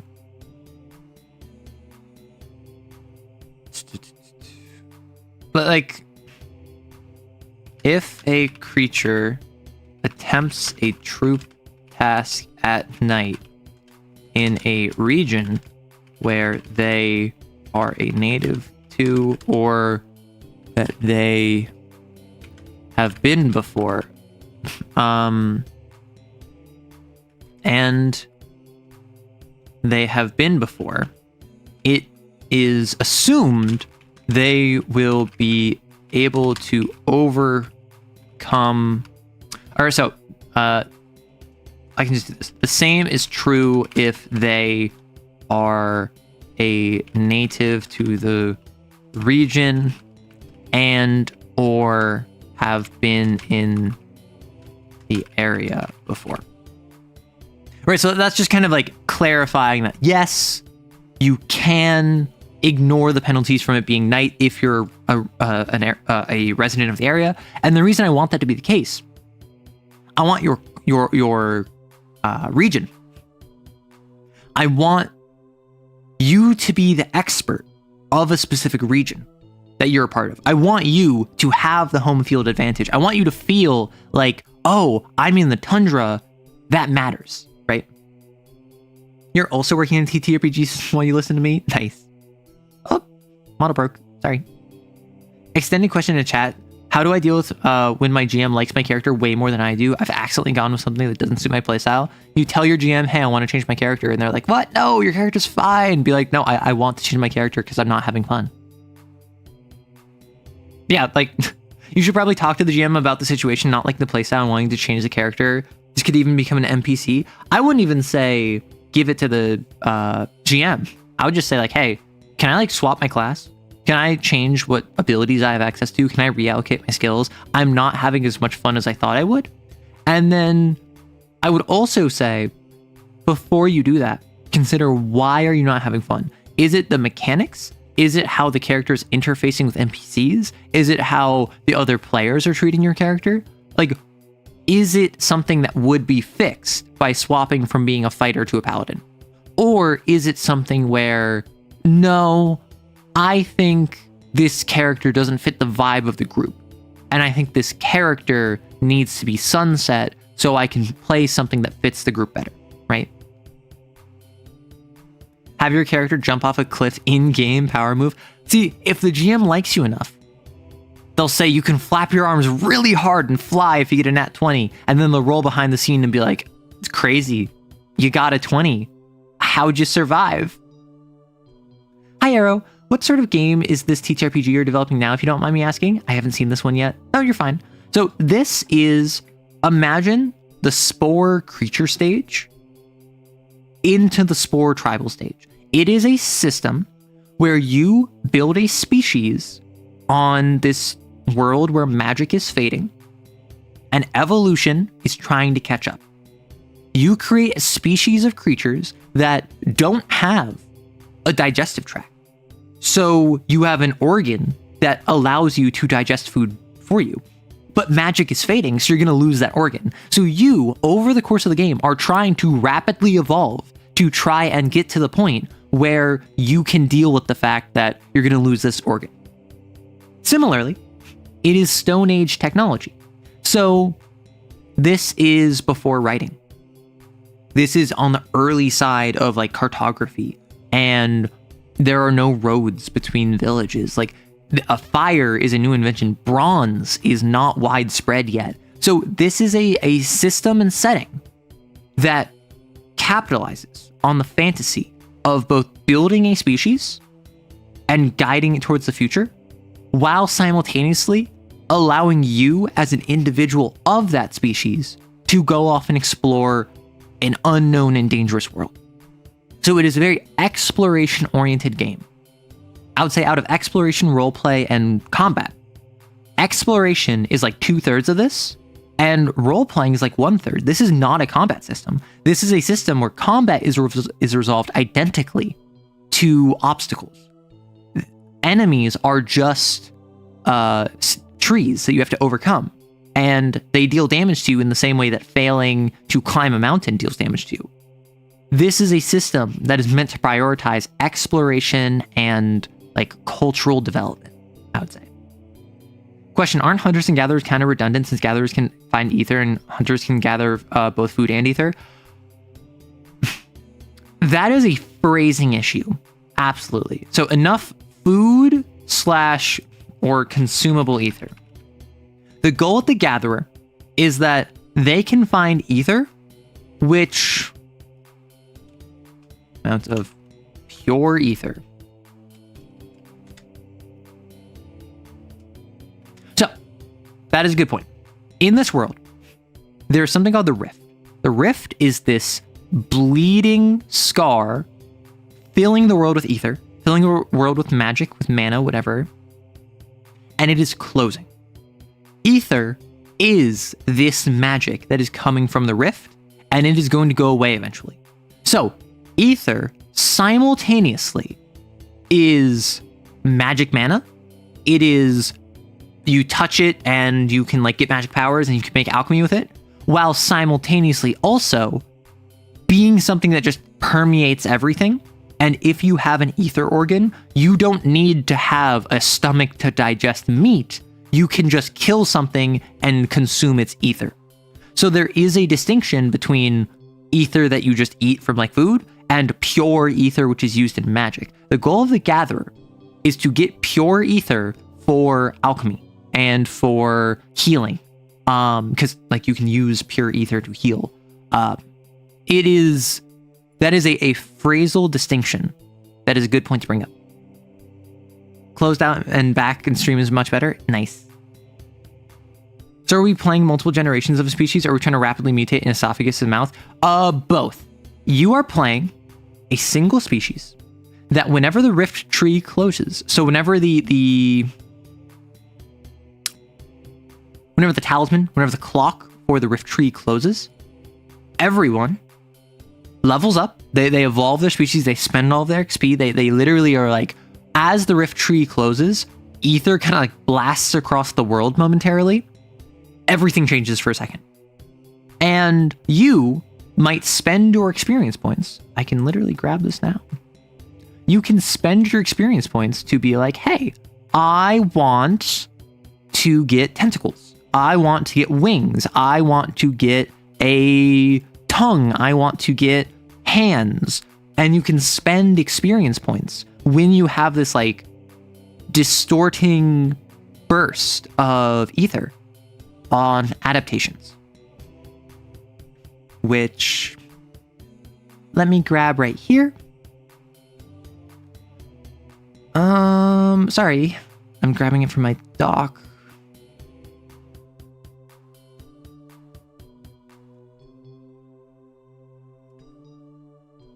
Okay, so if I just drop this right here. So at the end of every session, you get XP triggers. You get 4 of them, but you can only get a maximum of 3. So if you don't contribute meaningfully to the session's mission, if you don't contribute to the goal that the group as players agreed we want to pursue this, you can still get quote unquote maximum XP. And then there's an additional system where you can give extra XP to, you can receive extra XP for paying attention to other cool stuff people did. This is a very generous XP system. The goal of this is that no one should be getting fewer than 5 XP per session, assuming everyone is engaged, right? And then you can spend your XP on adaptations. You can get additional traits, which are stuff like tentacles or wings or teeth or tongues. You can get a different instinct, which allows you to fight, flight, fawn, or freeze, which is like when you revert to your animal instincts, you can like draw on that. You can get another region, which is like not only is your species adapted to the tundra, they're also adapted to the desert. They're also adapted to the plains. They're also adapted to the mountains. Harder, better, faster, stronger. Get an extra item slot. You can hold more items. Tis but a scratch. You get another injury box. You get more health. Locked in, you get another focus, which is used for ignoring consequences of failure. So it is kind of multiple generations, as in a sense, these are multiple generations of the same species, but it's closer to, I'm just really gonna like evolve an esophagus right now. Like that's closer to what it is. That said, death in this game is expected. This is a game where I would say a creature should be dying once every 2 or 3 sessions. Like, if not more. Because the consequence for your character dying is you make a new character of your species. That's it. And the work you put in to making your species is probably 3 times as much as the work you put into making your creature. Your creature, ultimately, is an extension of your species. So your creature should be dying, should be retiring, should be getting lost and separated, your creature is not the thing that you're here to play. The core fantasies you're playing the species, and your creatures are emissaries of that species. So don't be afraid in playing the system to be like, yeah, I'm gonna have my creature heroically sacrifice himself. I can just make another one. And obviously, like, you want to have some degree of self-preservation, but don't feel like, oh, my character died, I guess like the game's over. Can he play the species of social insects?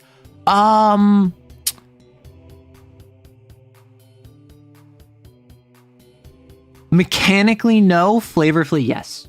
There's nothing barring you from saying, okay, I made a species where we have like wings and a proboscis and like insect legs and chitin and hardshell eggs and fur, for instance. There's nothing saying you are not just a cloud of insects. Mechanically, you would be treated the same as everyone else. You're telling me you get to actually pull the D&D name Junior when your character dies, and that's mechanic? Yeah.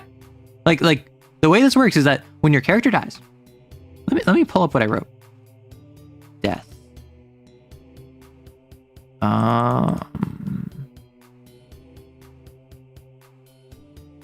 So this is what I wrote for character death. Death. A creature dies when their injury boxes are filled with any combinations of injuries and or wounds. You have 6 to start, and Usually, you will take on one wound at a time. Sometimes you'll take on an injury. And if you add a wound plus a wound, it becomes an injury, right? When this happens, the player can declare if their creature reacts to their death with hope or horror.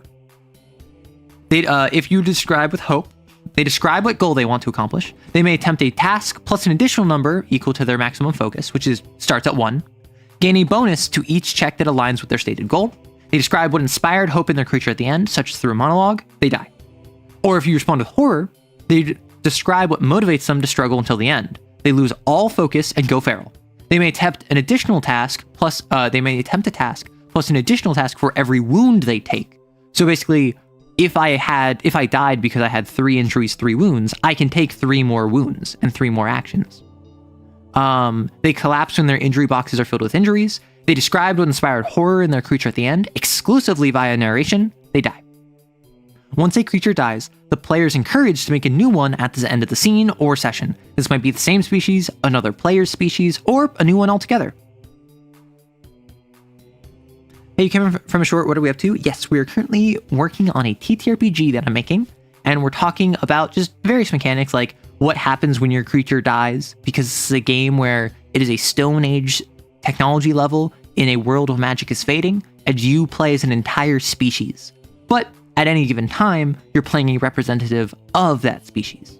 So with death, it's like you have mechanics for how to do something cool when you die. Your creature is still important. Your creature is still like, man, do you remember back when like Guard Painter played Jimbo? Oh man, Jimbo is so cool. Now we have like Jimbo Jr. and Jimbo Jr. just isn't the same. But like fundamentally, if you want to be the sort of person who makes Jimbo, who is the warrior, and their signature skill is fighting creatures, and then they heroically sacrifice themselves, and then you make Jimbo Jr., who is also a warrior, who also has a signature skill of killing creatures.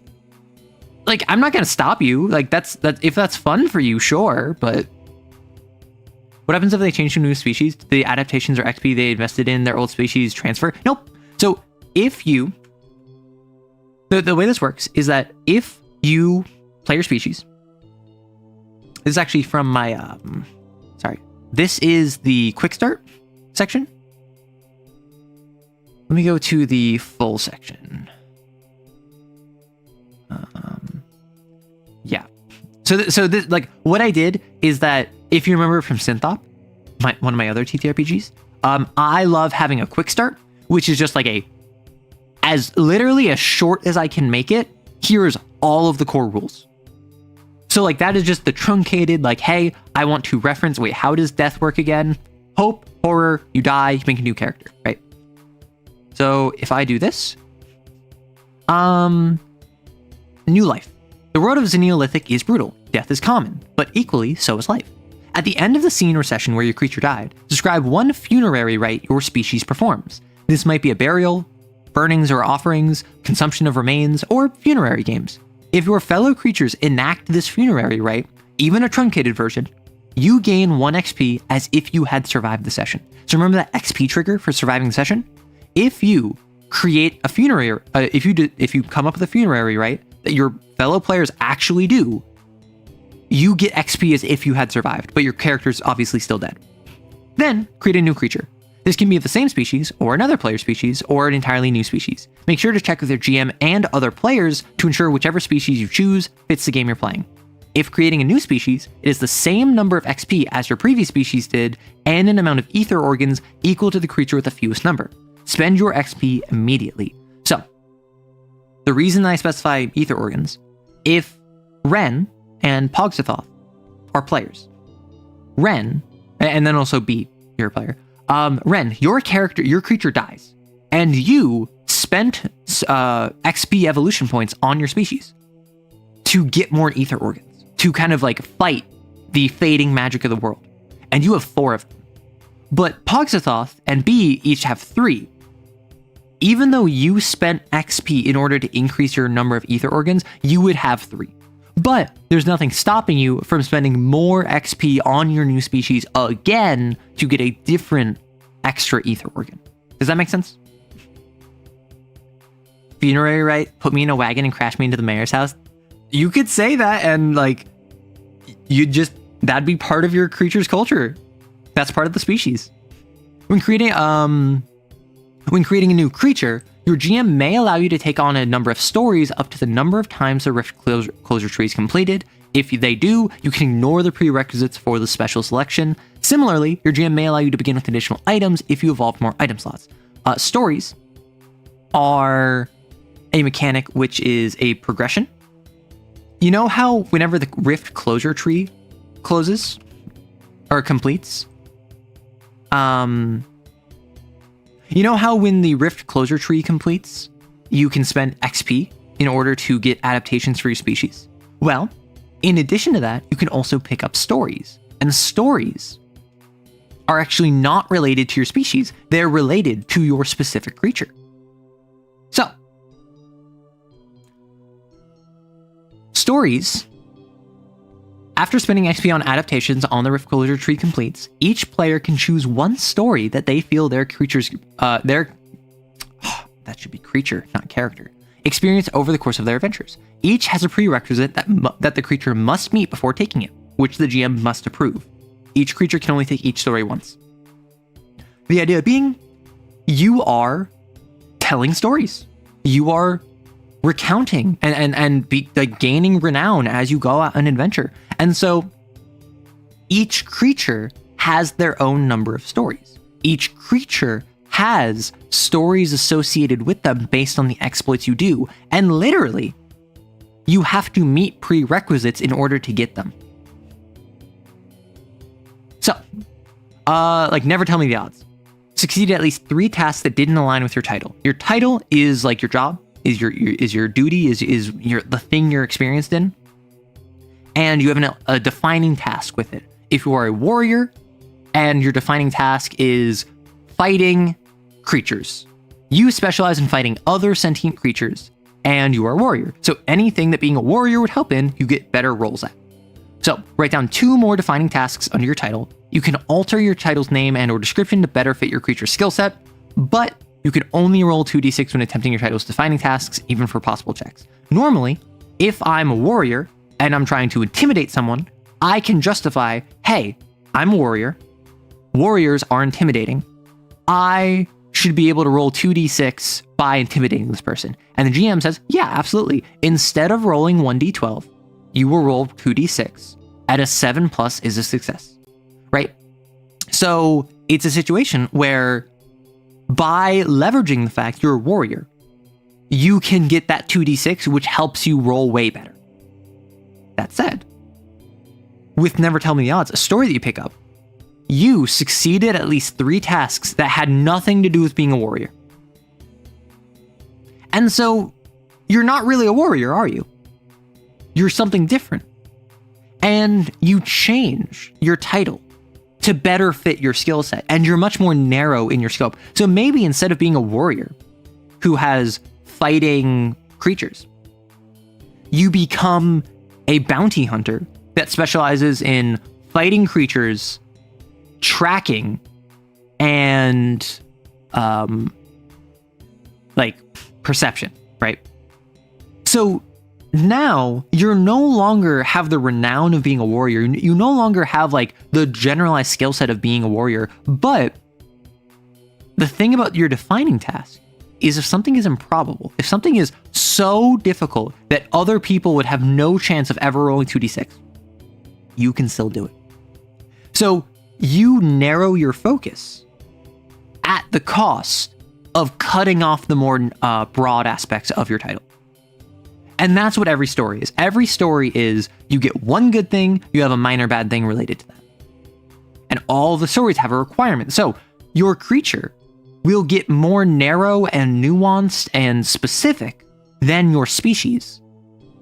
And if you choose a story that you don't like, one, you can do I've grown since then, which is kind of like a quote unquote a waste, but it is like, hey, never tell me the odds, I become a bounty hunter.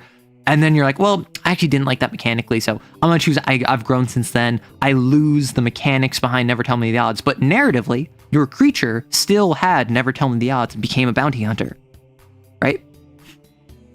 But again, remember, death is cheap. So is life. This means if you don't like the choices of story that you gave your creature might just die the next session anyway. So it's something where don't focus on like min-maxing your creature. You can min-max your species all you want, but your creature is one where it's, no, just do what's fun, do what's cool, do what's narrative, right? Does this game use a version of Powered by the Apocalypse? It is inspired by Powered by the Apocalypse. It is separate from. The core gameplay loop is that you roll, let me just grab it. The core gameplay loop is that you roll 1d12, but if it aligns with your title, for instance, if you're intimidating someone as a warrior, you roll 2d6. And if it is easy, you don't need to roll. If it is possible, you need to roll. And on a 7+, it's a success. On a 6 or lower, it's still a success, but you have some complication that you have to choose a consequence for.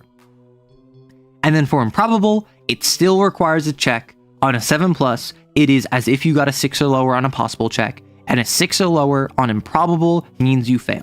This means if a task is easy, you always succeed, no roll. If a task is possible, you always succeed. The roll just determines did you have to pay a cost. In an improbable task, you always have to roll, and there's a 50-50 shot of success with a payment or failure with a payment. This is an extremely forgiving, fail-forward system because it is so brutal. It's the Dark Souls approach of give you all the tools that you want and then smack you down, right? Give you all the tools you could possibly ask for, be in your corner as much as it possibly can, with the understanding it is going to beat you with a lead pipe the entire time. And it's up to you to like fight off that lead pipe, right? That's the goal of this. So it's inspired by Powered by the Apocalypse. The 1d12, 2d6 system is, I think, unique. I don't think I've seen anyone else do that. But, like, what? Easy, possible, improbable, probable. There's 5 avenues this could be. A 7+ or a 6- on these two. Of the results, 4 of the 5 of them, 80% of the time, assuming all of them are equally distributed, 80% of the time you succeed. And it's just a matter of, do you have to make a check? Do you have to make a payment? You're working on a TTRPG project yourself, so you'll listen. That's what a lot of people are doing. That's what we do here. Funerary, right? Yeah, the wagon in the mayor's house. Just imagining playing this with a group and we all secretly conspire to evolve the fantasy version of Tyranids. I'd play to the narrative of trying to create the BBG of a following campaign. Yeah. And obviously, this is a TTRPG. There is no meta plot. There is no specific mission that you're assigned. But broadly speaking, the assumption is that you are going to be doing something about the closing rift. Whether that is hoarding ether, whether that is capitalizing on the closing rift to attack an enemy, whether that is trying to figure out why it's closing and trying to stop it. And there are some background elements that I haven't really talked about on stream that you can explore when it comes out. But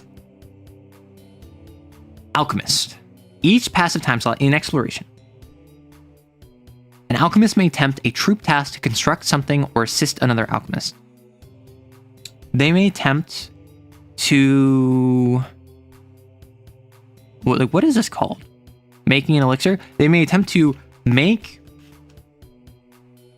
an elixir. They may attempt to make an elixir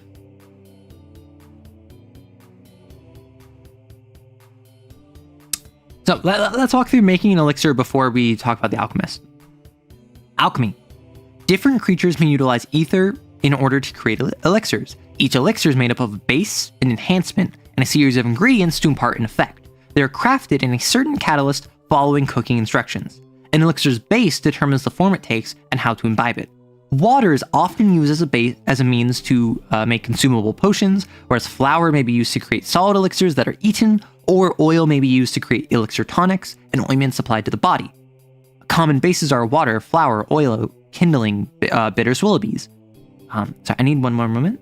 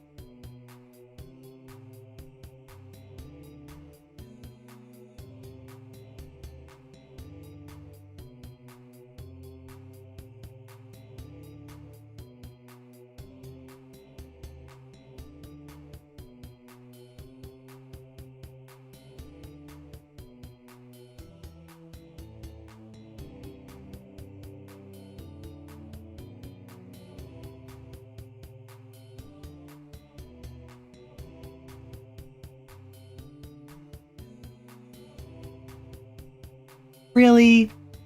Really, you riot? As soon as my nose gets stuffy, you riot? Come on. Okay, I'm gonna drink some water.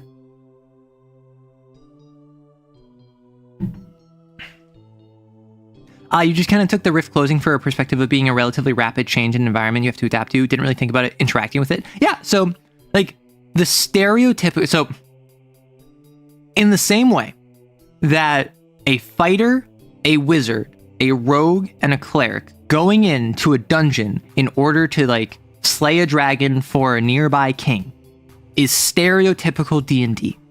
I would say stereotypical Xeneolithic is 3 to 5 creatures of differing species coming together, pursuing some investigation or some exploration to go off into the world to try and find what the deal with the rift is, why it's closing, if they can stop it from closing, and or to get ether to, like, bring back to their species. And because it's all of the species working together, if any of them die, they will send another member of the species to help out, right?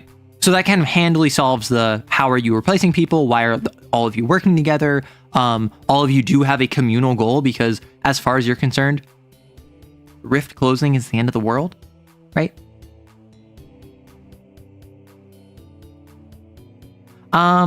So I, like, would say that's probably stereotypical, but I also doubt many people are going to interface with that. I feel like a lot of people just want to have, I'm going to play with my dolls. I'm going to have my little species do its little species stuff.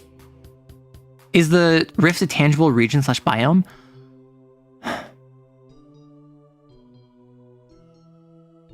I should probably make it a biome. The rift should probably be a biome. That's a good idea. So, alchemy. An elixir's base determines how it's imbibed. Water is often used for consumables, whereas flour for solid that are eaten, oil for tonics and elixirs. So the idea being, as a base, it can be used, so it's a potion. I'm drinking it. It's like I bake it into a piece of bread that if I eat the bread, I get special powers. It's with flour. It's an oil that I apply to myself, like a scented tonic. Dasani water, oh my gosh. An elixir's enhancement determines what galvanizes the reactive process of the ingredients. Pure ether is the only known enhancement for effective ether use, though many other alternatives have been put forward. Whether they create diluted effects or simply don't work is unclear.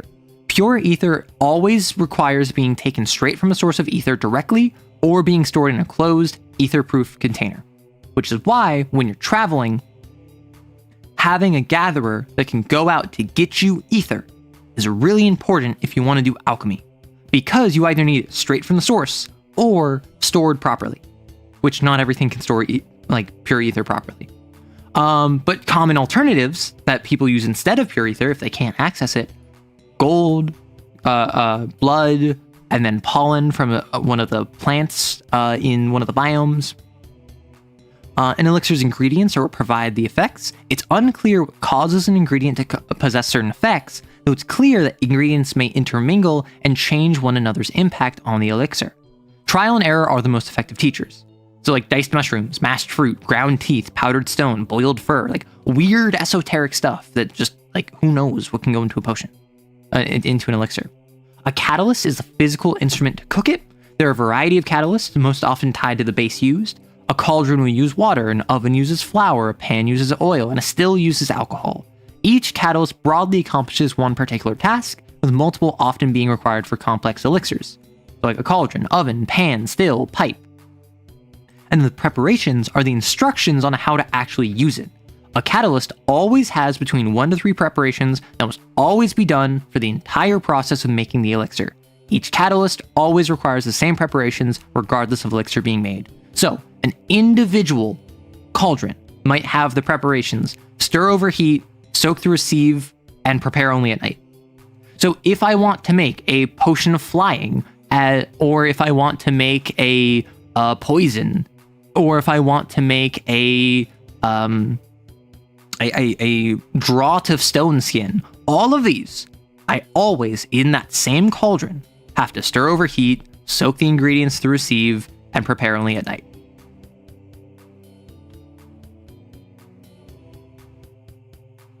If the objective of the trope Xeneolithic is to investigate the rift closure, I imagine it to be a place or a planar organism, possibly a harsher, inhospitable environment of ever-changing volatile obstacles and fauna. So I do have an answer for what the rift is. And I think I've mentioned it on stream. I don't know if I want to be explicit about it, but like, it could be fun to talk about that. So, making an elixir. Add ingredients to a list. Create a joint completion or combustion tree with each possessing a number of nodes equal to the number of ingredients. A joint tree is a tree where if one completes, the other one can't. The completion tree cannot complete if the combustion tree goes off. Then you choose an available catalyst and a base to go in it.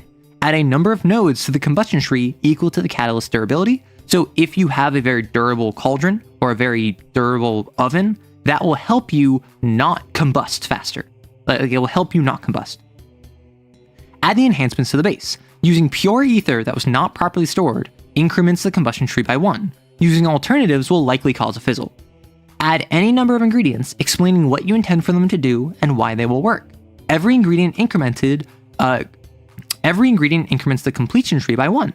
If any ingredients with conflicting properties at the same time, increment the combustion tree by 2 for every conflicting ingredient added at that time. Then increment the combustion tree by 1. So if I have 5 ingredients, I have a 5-point completion tree, a 5-point combustion tree, and let's say my cauldron's durability is 2. So 5-point completion, 7-point combustion. Let me MS paint this. So if I have complete, combust. So this is 5,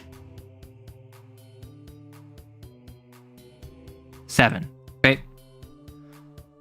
I have 5 ingredients I need to add. I can add one at a time, where if I do, I'm guaranteed I will increase by 1, and then after that, I will increase by 1. And then if I add one more, I will increase by 1, and then I will increase by 1. Sure.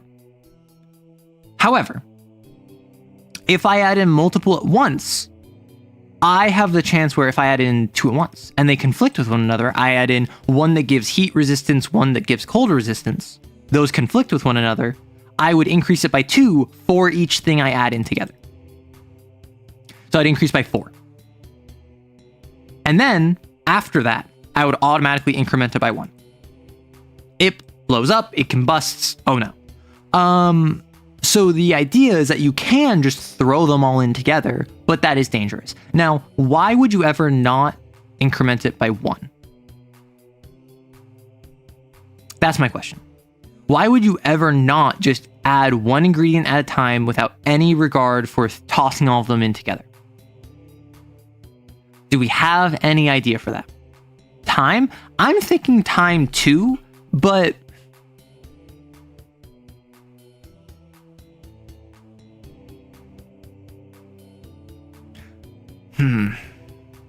okay, what if we do this? Then increment the combustion tree by 1, and the GM may increment any tree other than the rift closure tree by 1. Yeah, so what this is that after you add X ingredients, you increase the completion tree by X, and then if they conflict with one another, you might increase the combustion tree by X. However, the GM, after that fact, you always can increase combustion by 1, and the GM may increment any tree other than the rift closure tree by 1. So if you are making a potion and there's an oncoming storm, if you don't just throw all the ingredients at once, the storm might arrive before you finish making the potion. Alternatively, you might need to make this potion during a storm, and so therefore, the storm might be leaving in 3 nodes. So you need to get it done before the storm leaves. So I think that the GM may increment any tree other than the rift closure tree by 1. Which, this is not a definite, but this is they have the option, which kind of makes you start sweating. That's the goal.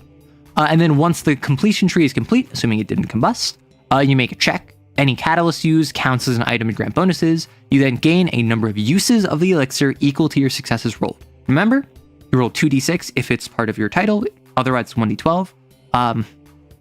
If it was a possible, you make a check. A possible check. Is it possible? It is...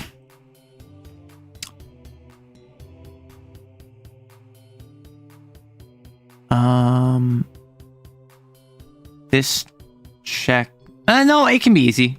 So like you make a check, the GM, or rather the player puts forward like, hey, this is improbable or easy or possible, as with most checks, right? So you get a number of uses of the elixir equal to your successes rolled, which often is going to be 1. But if you have bonuses, such as the catalyst, which is an item, you can increase your amount of successes. So you can have 2 or 3 or even 4 successes from a single roll. It might be a good idea to not let... Right. Increment any tree other than the rift closure, than the combustion, or rift closure trees by 1. Thank you. I did not think about that. Combustion, completion, or rift closure trees by 1. Yeah, so certain ingredients have positive and negative effects. More so they all have positive, but not everything positive works together. So, making an elixir takes an entire scene, or a passive time slot during travel. Some elixirs may take longer, but do not require active tending past the first scene or time slot. Generally, no individual elixir takes longer than a night.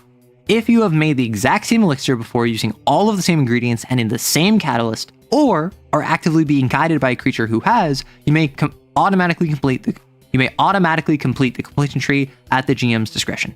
So, instead of doing steps 1 through 8, if you have done all of this identically before, you can just do it. Which I think is a good means of the first time you do it, it's kind of experimenting. And if you are trying to make the same potion in a different catalyst, or you're trying to remix ingredients, you have to roll again. But ultimately, you quote unquote know the recipe once you do it once, right? So, properties of an elixir. An elixir's effects are entirely dependent on what ingredients are added to them. This, inherently, is an unknown in soft science, where word of mouth and alchemical elders are the best repositories of knowledge around. Every ingredient has between 1 and 3 properties, and 0 to 2 properties it conflicts with. Most creatures are unaware of any ingredient's properties. It's up to the GM to determine what properties an ingredient has, and this is entirely based on the associations or vibes of it. Players may suggest properties during the elixir creation process, which the GM should be open to being convinced of. The GM will always inform the players of which ingredients conflict with one another at the moment they come into conflict. Aside from that, it's entirely up to the players to discover and explore the alchemical properties of the world, and to remember them. Below are some examples and properties associated with them. So, ground nevermole teeth. Properties: enhanced durability, burrowing, duration of the elixir. Conflicts with flight, speed. Screaming thiever beef. Properties: bravery, resilience. Conflicts with stealth, intelligence. Swillaby pepper. Properties: cold resistance, elixir longevity. Conflicts with heat resistance. So if you have something where you have a ingredient that you throw in screaming thiever beef, you might be able to make a potion of bravery. What does that do? I don't know. Like, this is explicitly meant to be a soft system. But ultimately, the effects of an elixir should be dependent on the ingredients used. The duration of those effects will usually not exceed a single scene, and an elixir must often be used within 3 nights before it fizzles. Some ingredients may extend its duration by scene or longevity by another night, with multiple extending it far longer. Adding multiple copies of the same ingredient will strengthen that ingredient's concentration in the elixir, but rarely has a drastic or compounding changes. Often, the effects of an elixir will grant one or more of the following for the elixir's duration, depending on how many ingredients are used. It might grant a bonus to some checks as if it were an item, turn an injury or injuries into wound or heal wounds entirely, grant a temporary trait or abilities that mimic one, change the user's appearance, perhaps permanently, substitute the need for energy consumption or sleeping for their cycle, any other narrative event.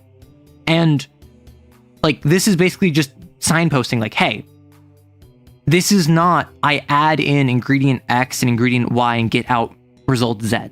This is, I'm figuring out the properties of the world. Who knows what that means? It's kind of like experimental cooking versus following a recipe. Exactly. Hey, Cantus. I'm doing well. I had a long journey last night, and I'm happy to be here. And I was not expecting to be going for multiple hours doing TTRPG Dev, but hey, we poggin'.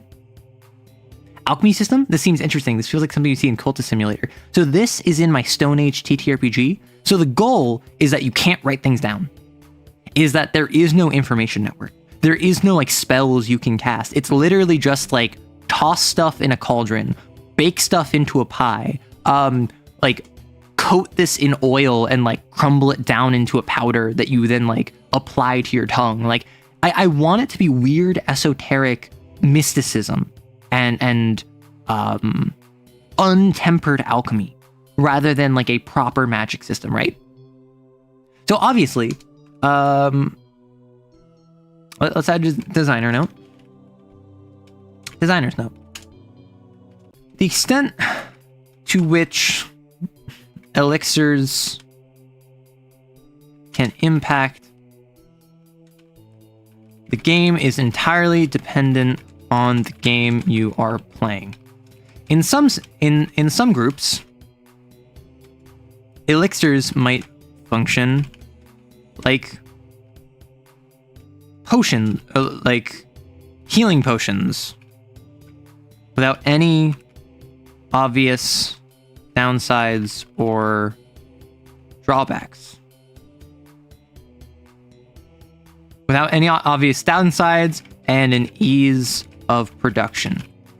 Others might require Eye of Newt under a twice bloodied moon, causing a terrible affliction after consumption. Neither is inherently more true to the system of alchemy depicted above. Do what your group thinks is cool. Just remember this is an opt-in system, and its power should be inversely proportional to its commonality. So in these designer's notes, these are basically me just like taking a step back from the mask I have on as like I'm trying to keep verisimilitude. This is me just being like, hey, I'm Arrow, right? I can even replace designer's note with like Arrow's note. And it's just like, hey, the extent to which elixirs can impact the game is entirely dependent on the game you're playing. In some groups, elixirs might function like healing potions without any obvious downsides and an ease of production. Others might require Eye of Newt under a twice-bloodied moon, causing a terrible affliction after consumption. Neither is inherently more true to the system of alchemy depicted above. Do what your group thinks is cool. Just remember this is an opt-in system and its power should be inversely proportional to its commonality. And it should never be... It should never feel fully understood. Right? And its power should be inversely proportional to its commonality, and it should never feel fully understood. It should never feel domesticated. It should never feel fully understood or domesticated, tamed. Like bottle of thunder is an ingredient. Exactly. Like squirt of lemon. If spirits are a thing, communing with them might be a way to learn recipes. So I have referenced spirits throughout this. I have not made many explicit mention of them, right? Might make shamanic stuff useful. IRL, good advice on how to make useful stuff would be incredibly important that a shaman would keep secret, except for an apprentice. Way of Alchemy uses a system of 5 pillars, which are metaphysical elements, and alchemy is based on mixing them. That could be cool. I think... Oh, frick, I know what I could do. I could tie... Because, as a reminder, this is ultimately the prehistory of my setting. Because why not, right? Like, why make this anything different? Why not just make this like the prehistory of my setting before like elves and orcs and humans formed? Like, what was their precursor like thousands of years prior, tens of thousands of years prior? So I am kind of thinking to myself, what if I tie it to the constants and dichotomies? What if I make it so that there are 6 pillars or 12 pillars that everything relates back to? To be clear, plants and ingredients are aligned with one of those. No, I assumed. So it could be each of the ingredients that there are is tied to one or more of the dichotomies, which means that whatever vibes you, or probably to the constants, and whatever vibes it's associated with. Beans. That's a good idea. And that's also a slightly more... That's a slightly more... Well, actually, I don't think we're at that point yet. Because this is actually prior to the development of the constants. The constants arrive, spoiler alert, from the rift closing. Right? The way that my setting is set up is that there's the constants, and they are the representations of the core metaphysical pillars of my setting. They are like old school deities. They are like pagan deities, so to speak. They are the infinity gems made sentient. They are the core pillars of this setting, and they're animated and they're effectively like minor deities, or I suppose full deities. Like they're like the titans of the Greco-Roman pantheon. But they come about after the rift closes. Jivpoko. I don't know if I can pronounce that. So I think it'd be cool to include them here. I think that they show up later. I think this is pre-Constance, which I know means nothing to any of you, but is cool to me. So we have alchemy. But what happens when you fail? When an elixir combusts, you must make a payment where both choices are severe. You must then make a second payment where both choices are light. The elixir then fizzles. Fizzling. When a fizzled potion is ineffective in any ether and it fades. If the preparations are not, and any ether and ingredients in it are destroyed. If the preparations are not followed through the entire process, the elixir will always fizzle. The elixir will also fizzle if a base is used in a catalyst that does not support it, such as water in an oven. All elixirs fizzle by not being imbibed by the time their longevity runs out. Some ingredients may change their properties after being used in an ingredient. After being used in an elixir that fizzles.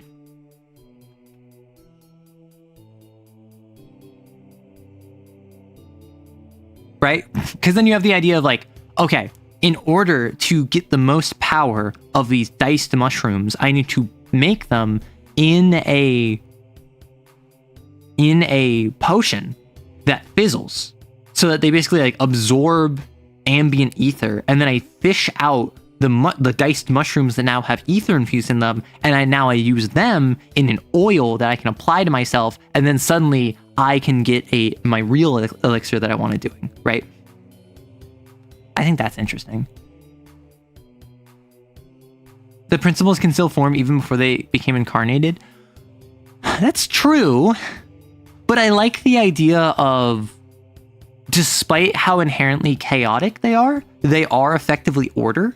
And right now, in the setting of Creatures TTRPG, of Xeneolithic, there is an inflection point where we are losing chaos and gaining order. Evolution is in flux right now because it is trying to assign order to the world now that chaos from the rift is fading. And I think it is only after that point, when order comes about with enough bite to it, that the constants form. Yeah, that lets you use rare plants as powerful ingredients. Exactly. And that's why I gave guidelines on like each ingredient has like between 1 and 3 properties, and 0 to 2 properties inflict with it. And half as many properties it conflicts with. So like this is 3 and 2. This is 2 and 2. That's fine. Don't worry about that. 1 to 5? No, I like the idea of some of them having 0. I think 1 to 5. Right? Because like 1 to 5 properties and 0 to 2 properties it conflicts with. Yeah, so as an alchemy system, this allows you to be like, hey, I'm gathering like leaves from this tree, and I'm getting berries from this bush, and I'm like breaking up bone fragments from this thing we killed, and I'm mixing them all together. And because all of them relate back to ephemerality, I'm going to make an elixir of ephemeralness that allows you to become like physically transparent, like, and helps you be invisible, right? That's the kind of thing this is going for. And I think a lot of people aren't going to like this. I think a lot of people are going to see this and be like, this is dumb and stupid and it needs more rules. And my response to them is, okay, then make them at your table. The goal of this is not to be a D&D spell slot system. The goal of this is to give you the ability to interact with the alchemical reagents of the world using untapped, uncontrolled mana in ways that you do not understand. And I think that if I was to give you discrete systems of like, if it aligns with this particular ingredient, then this ingredient gives you this property, and this property always gives you a +1d to rolls related to the skill, I think that removes from the fantasy, personally. So I think this is sufficient, although I don't know if I want to change it in the future.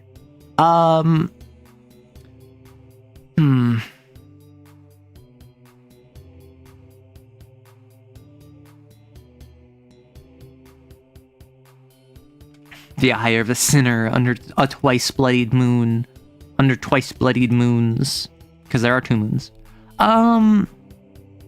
Yeah, I think it's been 2.5 hours.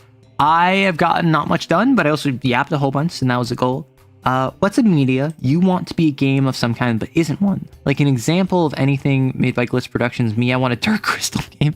You want a Dark Crystal game, really? Of all of the properties, you want a Dark Crystal game? You want a Dark Crystal game? You want those like stupid puppets? You want those bird people with their high-pitched voices? Like Dark Crystal, of all of them? I watched the first Dark Crystal. I think it was on a plane. This was like years ago. I watched it because that was when Dark Crystal got popular. That was back when Dark Crystal, there was like the video talking about it, and everyone was like, whoa, Dark Crystal, and like it got kind of popular. So I checked it out, and I'm like, this was not that good. I did not enjoy it. I see why it never caught on. I'm sorry, Jim Henson. This is not your best work. I disagree. I don't think Dark Crystal deserves a game of some kind. I think realistically, like what's on my brain right now? Persona, right? What's on my brain right now? What's the game I've been playing recently? Persona. I think that a TTRPG of Persona would be very fun. I genuinely kind of think a Star Wars game where you play as the clones. I'm talking TTRPGs, right? a Star Wars or a Star Wars like skirmish game, or even a TTRPG skirmish game, a la like Lancer, where you play as clones and you don't play as a commando and you don't play as an ARC trooper and you don't play as like anyone special. You play as a random clone and you die very easily. And the rules for making a new clone take like 3 minutes. And the goal is that it is a like Band of Brothers style game where you're like stationed on an area and you have like a skirmish war game where you're constantly off fighting like battles against like B1s, B2s, and commandos and whatever. And you drop like flies. And the goal is that like if you survive long enough, you will become a clone commando, you will become an ARC trooper, you will become any of these other things, even just an officer. And I think that every character would get, like every player would get at least 2 or 3 clones. But there would be mechanics which allow them to have downtime together. And I think that a core part of the game would not be making your clone more badass, it would be making your teamwork more badass. Same idea about Rebels. I don't like the Rebels. I'm sorry. I think Rebels are boring. I think that the entire Galactic Civil War is not interesting. If I was to do anything with the Galactic Civil War, I would give some Empire propaganda. I would give like all hail Palpatine. I would say, let's give our boys in white something to fight for. And I would say, let's get stormtroopers that reputation up, right? Let's make a Galactic Civil War game where it's basically the exact same concept, but with stormtroopers instead of clone troopers, because like obviously the parallels. I feel like with clone troopers, they're meant to be expendable though, which means giving them life and giving them personality and having them persevere despite that is more inspiring. That or GTA? I don't know, I haven't played GTA. I wish they made a video game that was just the first season of Mandalorian as a video game. They did. They made a game called Bounty Hunter. And Bounty Hunter is from like 2003 or whatever, and it's a terrible game. And it's where you play as Jango Fett, and it's from like the PS2. And I wanted to play it for years, and I have it. And I want to stream it at some point because I've been wanting to play it for years. The finale of the campaign is blowing up a hover truck or something. Oh my gosh. This is a super cool position system, by the way. I know that personally I was working on a system. I would make one revolving around actual Western alchemy and potion creation. That or and would call back to actual chemical thought and reasoning. See, I think an actual historically based alchemical system based off of real life alchemical principles, such as the conservation of mass and the idea of converting like lead into gold, the pursuit of the Philosopher's Stone, the rebus, like all of that would be a very interesting system. That's separate from what I'm doing here. What I'm doing here is less alchemy and it's more so mysticism.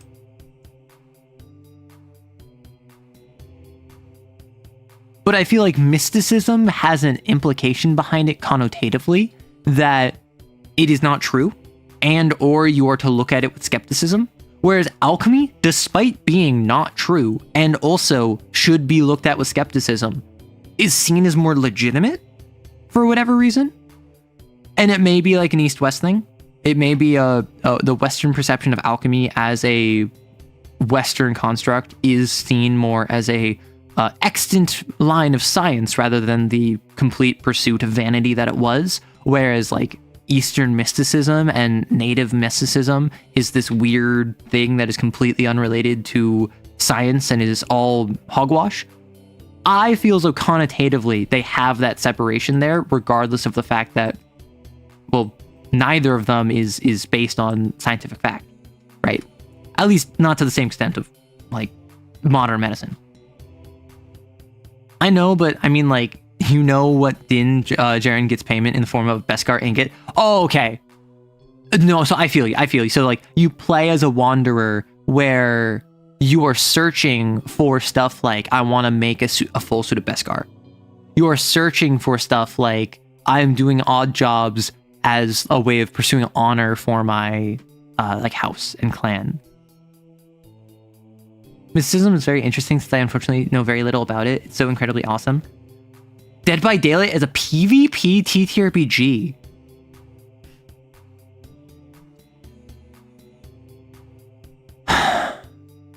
don't think a TTRPG. I think a board game. I think a Dead by Daylight board game could work out. So, fun fact, I actually played a ton of Dead by Daylight a couple years ago because my buddies got into it. So I was playing with my buddies all the time. And I only played Survivor until eventually I started playing Killer. And I was like, actually, I really enjoy playing Killer. I was worried because I was like, man, I feel like I'm not going to be able to manage all of this. I feel like with my terror radius, they're just going to run away from me. And then I realized after playing Survivor, like, no, survivors are dumb. And so I would like wipe lobbies occasionally. And sometimes I'd get bullied, right? Because there are survivors that just make their entire mission to bully killers. And there's one mission in particular where all 4 of them had flashlights. And all of them, I assume they were in comms. Their entire goal was that they all would just make my life as difficult as possible. And so eventually, they were just like screwing with me. And they all ran off to the exit, but they weren't actually leaving it because they were all like flashing me with flashlights. And then one of them let me hit them and down them. And so I go to pick them up. And then obviously, or I like go in front of them as if I was going to pick them up. And they're like, so we're just going to like flash you now because like one final middle finger. And they didn't know I had a Mori. They didn't know that I could just like Memento Mori them. And so I got one bit of satisfaction where I got to Memento Mori one of them because they got too big for their britches.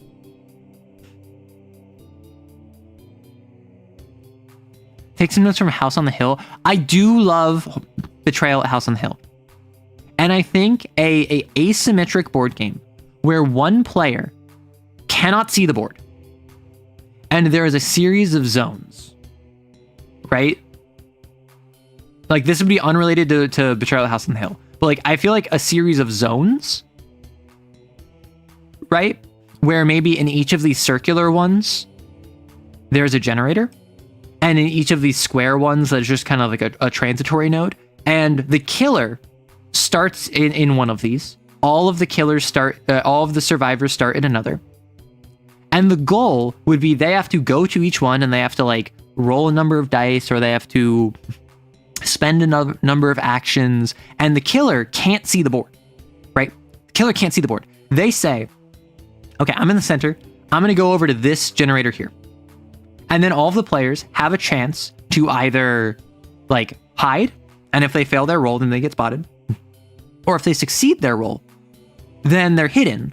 But the killer will be like, okay, so I see scratch marks, or I see bloodstains, or I see the generators being repaired. I'm going to take one of my actions to destroy the generator, and I'm going to take an action to search.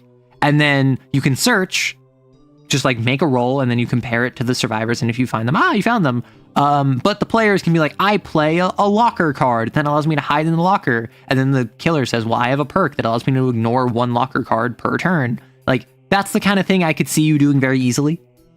I feel like that might be fun. I don't think a TTRPG would work. I feel as though a TTRPG that is PvP and particularly asymmetric is almost... That's going to be really difficult to construct with this as its core, right? You can have asymmetric D&D PvP. You can have a group of level 5 characters fighting a level 12 character. PvP. And that's fine. But to make a system where the core of it is not just PvP but also asymmetric sounds to me like you just want to make a board game. I say TTRPG because I think the roleplay would be hilarious. I disagree. I think that DBD has nothing to do with roleplay. I don't think the killer would have roleplay. I don't think the survivors would have roleplay. I think you could add that and it could be funny, but you could also just do that in a board game. Like, there's nothing that would be added from roleplay outside of the funniness of like, haha, look at how funny it is to roleplay as a killer. Since the board game has a super fun system for dealing with the monster has an interesting way of dealing with people. Yeah, the goals are something else. They flashed me phrasing. Okay, well, listen. If I go around and I am ganged up on by a group of 4 people and they flash me, and then I have to avert my eyes, and then I end up killing one of them, am I really in the wrong? Is that really what I did wrong there? Or are they the ones at fault? What's my cane supplement? So my cane supplement is one that I released just the other week, which is Distortions. I suppose I don't even need to do that. I can just go.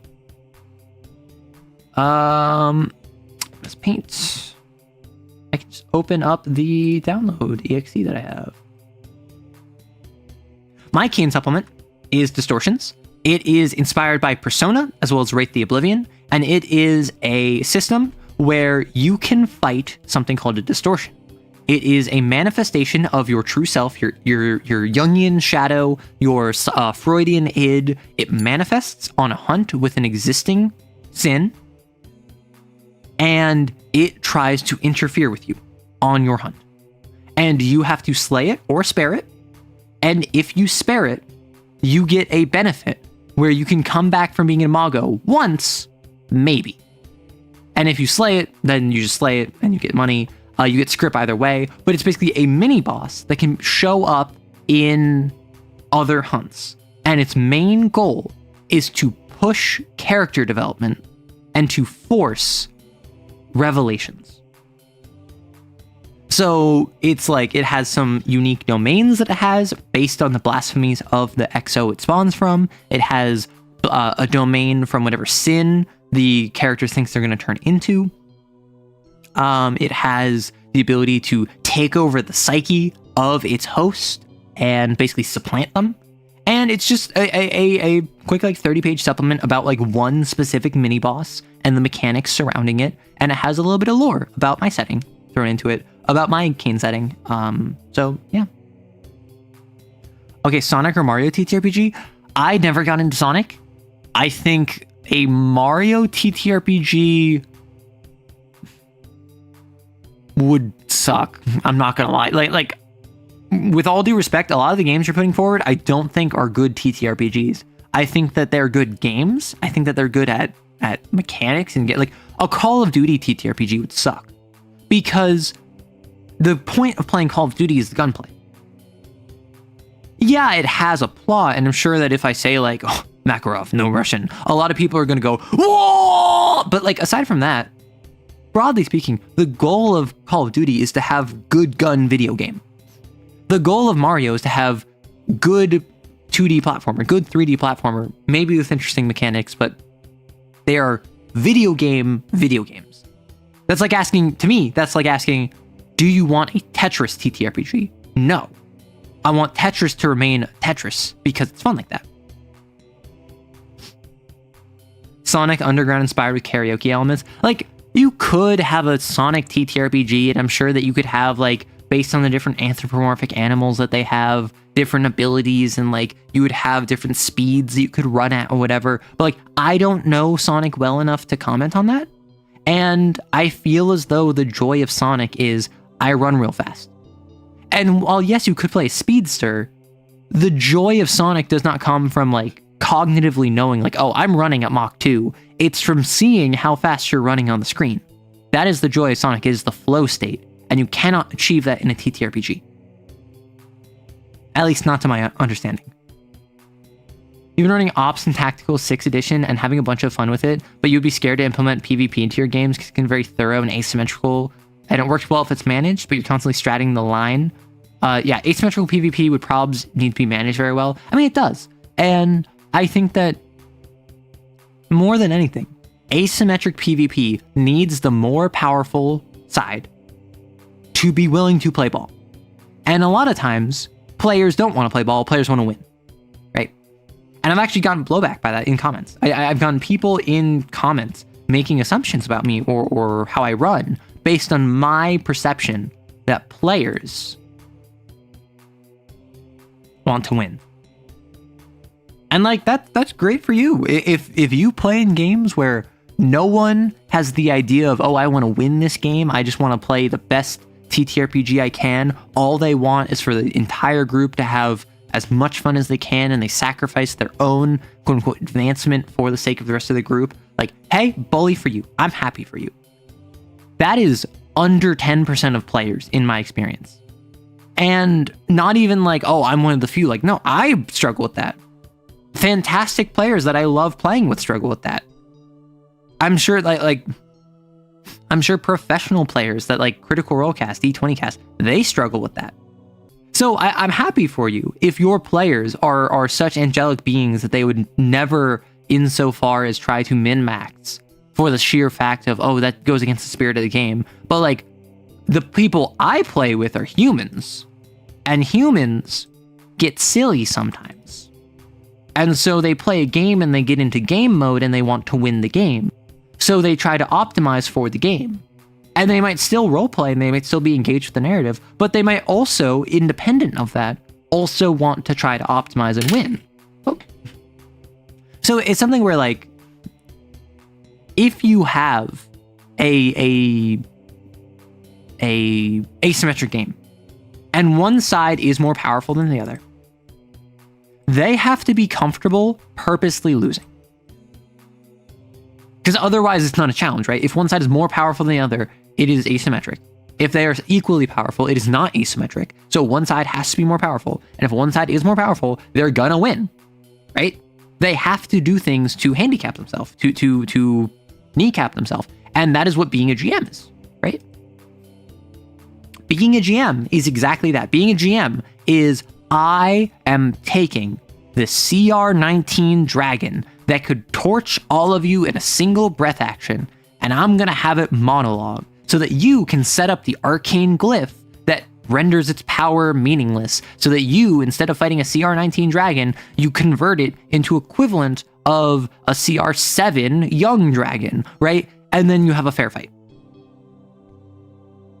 If I was just trying to win, if I was trying to optimize as the GM, first off, Rockfall, you die. Second off, I just have the CR19 dragon breath weapon you and not monologue because, well, obviously, it's intelligent for the dragon to not monologue. What? Do you think that I'm running some sort of unintelligent villain? Like, of course.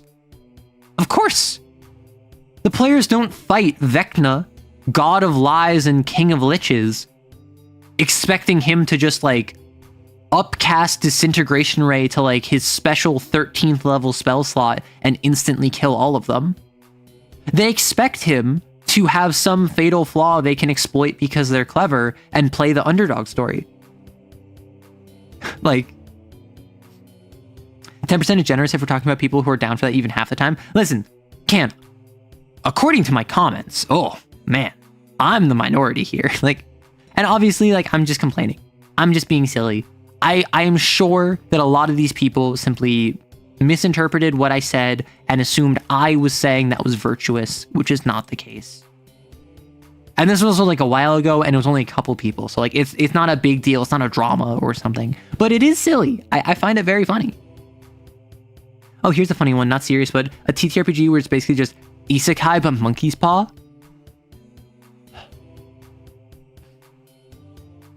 I mean, it's a little bit what I did with bad deals. The whole point is that you make deals that you know are going to go poorly for you. It's not an isekai per se, but you could play it as an isekai. I do think it would be funny, though. Imagine playing a system where you're isekai into, like, medieval fantasy. And as you isekai into medieval fantasy, you don't know how to take care of yourself at that level. So you really struggle with basic things. And also, the food quality is so different that you struggle to, like, have sustenance. And also, you're a walking vector of disease, so everyone around you dies. And then people assume you're, like, the scion of the Plague Father because everyone around you contracts, like, measles spontaneously. And you can't consume mortal food effectively, so you're, like, emaciated and, like, barely surviving off of water. And, like, it's this horrible nightmare scenario purely because you're inoculated to all of the things that they aren't. You're new, what are we doing? We're currently just chatting TTRPGs. I'm answering some questions before I was working on my TTRPG, and I think I'm going to wrap up probably within the next half hour. Maybe. Yeah, I like to think I'm one of the people who would sacrifice rolls for the sake of narrative, but my Pathfinder Rogue can do over 60 damage in a single turn. So, I am someone who, I broadly, when playing a character, struggle to choose what I know would be suboptimal, but in character, over what would be optimal, but not necessarily following my character. And obviously I try to marry the two. And often I'm quite good at saying, okay, this optimal decision I'm doing, why would my character want to make this? I basically do the reverse. Normally, in character work, I ask why, and then I choose the option. In this, I chose the option, and then I retroactively justify why would this make sense. And usually, it works out. But it's not the first choice I think my character would have made. I'm the opposite as a GM. As a GM, I will bend my characters backwards in order to accommodate what the players are looking for, with some exceptions. For instance, I got to play recently some Werewolf with my roommate. And in Werewolf, they returned from dealing with... So how many of you don't know about my Werewolf game? I have been running a Werewolf game for my roommate.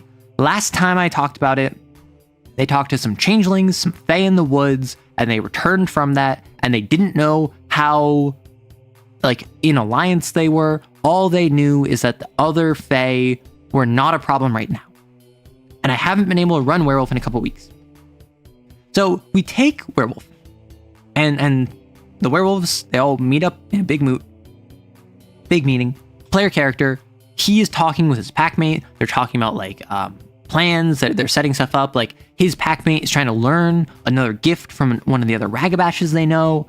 He's going to teach that to the player character. The player character is going to teach that guy a different gift. So the other guy is like learning some more gifts. They're all doing this whole thing. They go to a moot. And at the moot, a couple things happen. First off, they deal with the changelings. First off, they approach the forest.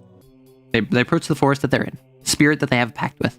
And they're like, hey, are the changelings good? Like, do they have your hospitality? But the issue with that, one, the forest is super old, so it doesn't talk to them. These werewolves, these Garrow, they have the ability to talk to spirits, and they have a deal with the forest that they're within. And the forest doesn't talk to them. It's so old, so ancient, it doesn't respond. And there's two issues with this. One, it's old.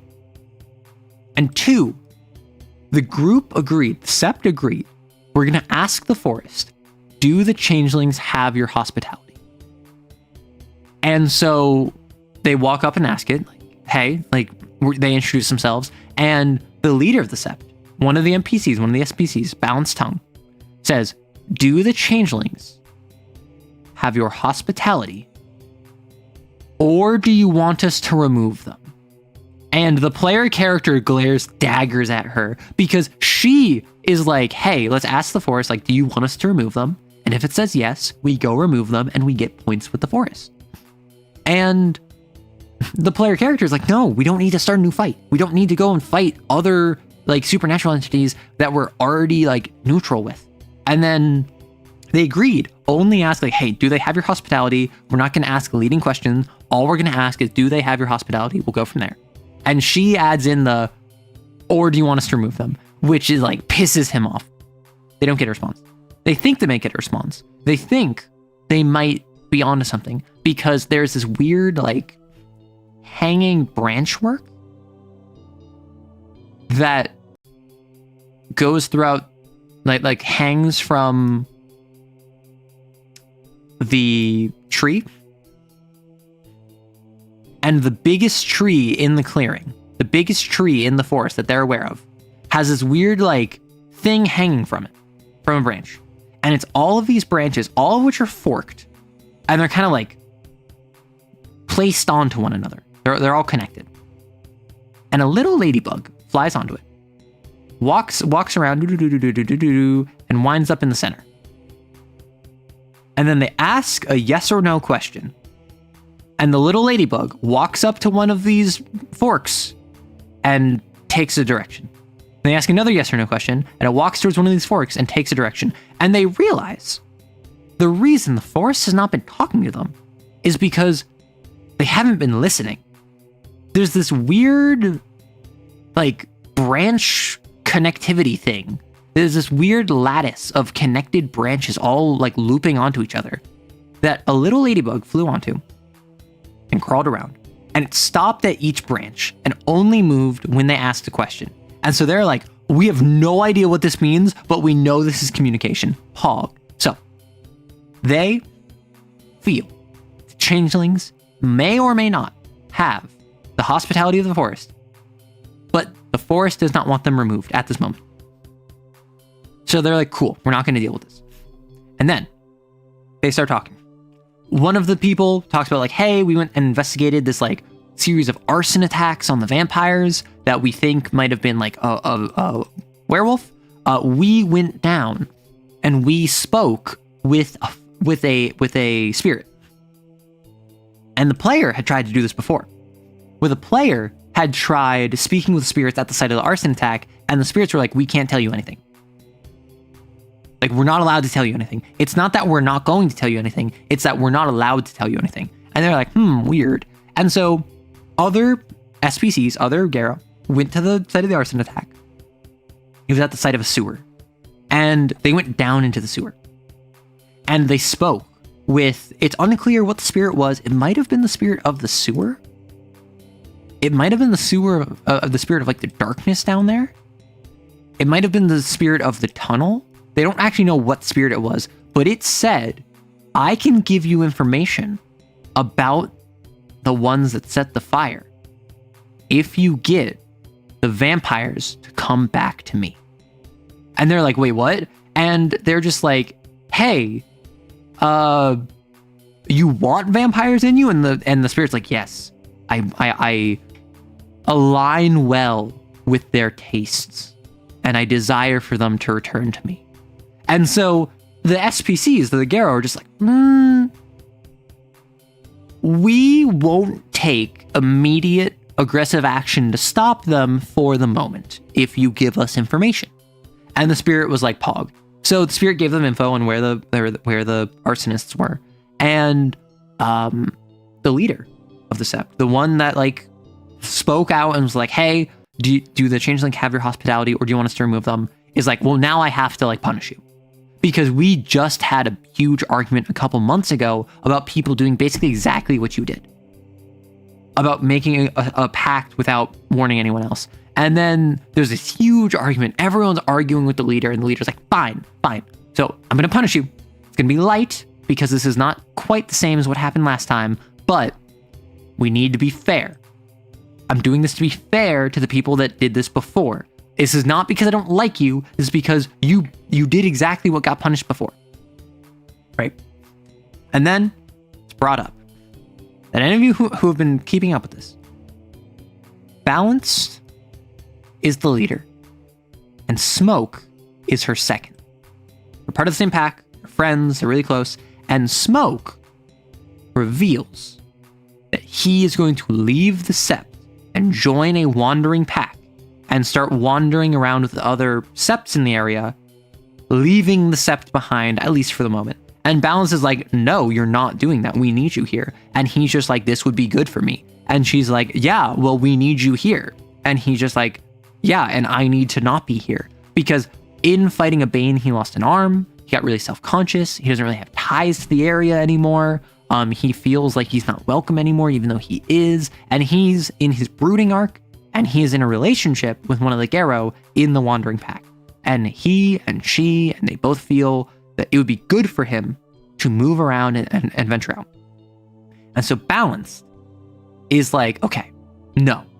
And is arguing with this. And basically everyone else is like, I mean, if he wants to go, let him go. And some people are like, I don't, like the player character's like, I don't know, like, we kind of need you here, bro. And he's like, dude, I'm a Theurge, you're a Theurge, you know everything I can do. The only thing I can do you can't is I can heal people, and I can conjure fire, which I've only done that once. So I think you're fine, dude. And Balance just goes like, I'm going on a walk. Walks off. Everyone immediately starts talking, and how they're all like, yeah, someone should go after her. And like one of the people is just like, Smoke's like, yeah, just give her 5 minutes. And one of the older members of the Sept, like not one of the people has been there longest, but just one of the people who are older and more experienced and more emotionally mature, is like, hey, you should go after her. And then the player character is like, why me? And she's just like, because she relies on you. Like, you support her. And so eventually they all talk, they have a conversation, and he heads out. to go grab her because they start a conversation of like, where they're all sharing things that they appreciate about Smoke and they're thankful for Smoke. And he's like, she needs to hear this. And he finds her. And she's alone. She's off in the woods. And he walks up to her in lupus form because he's a wolf. He's like in wolf form. She's in human form. He like nudges up against her.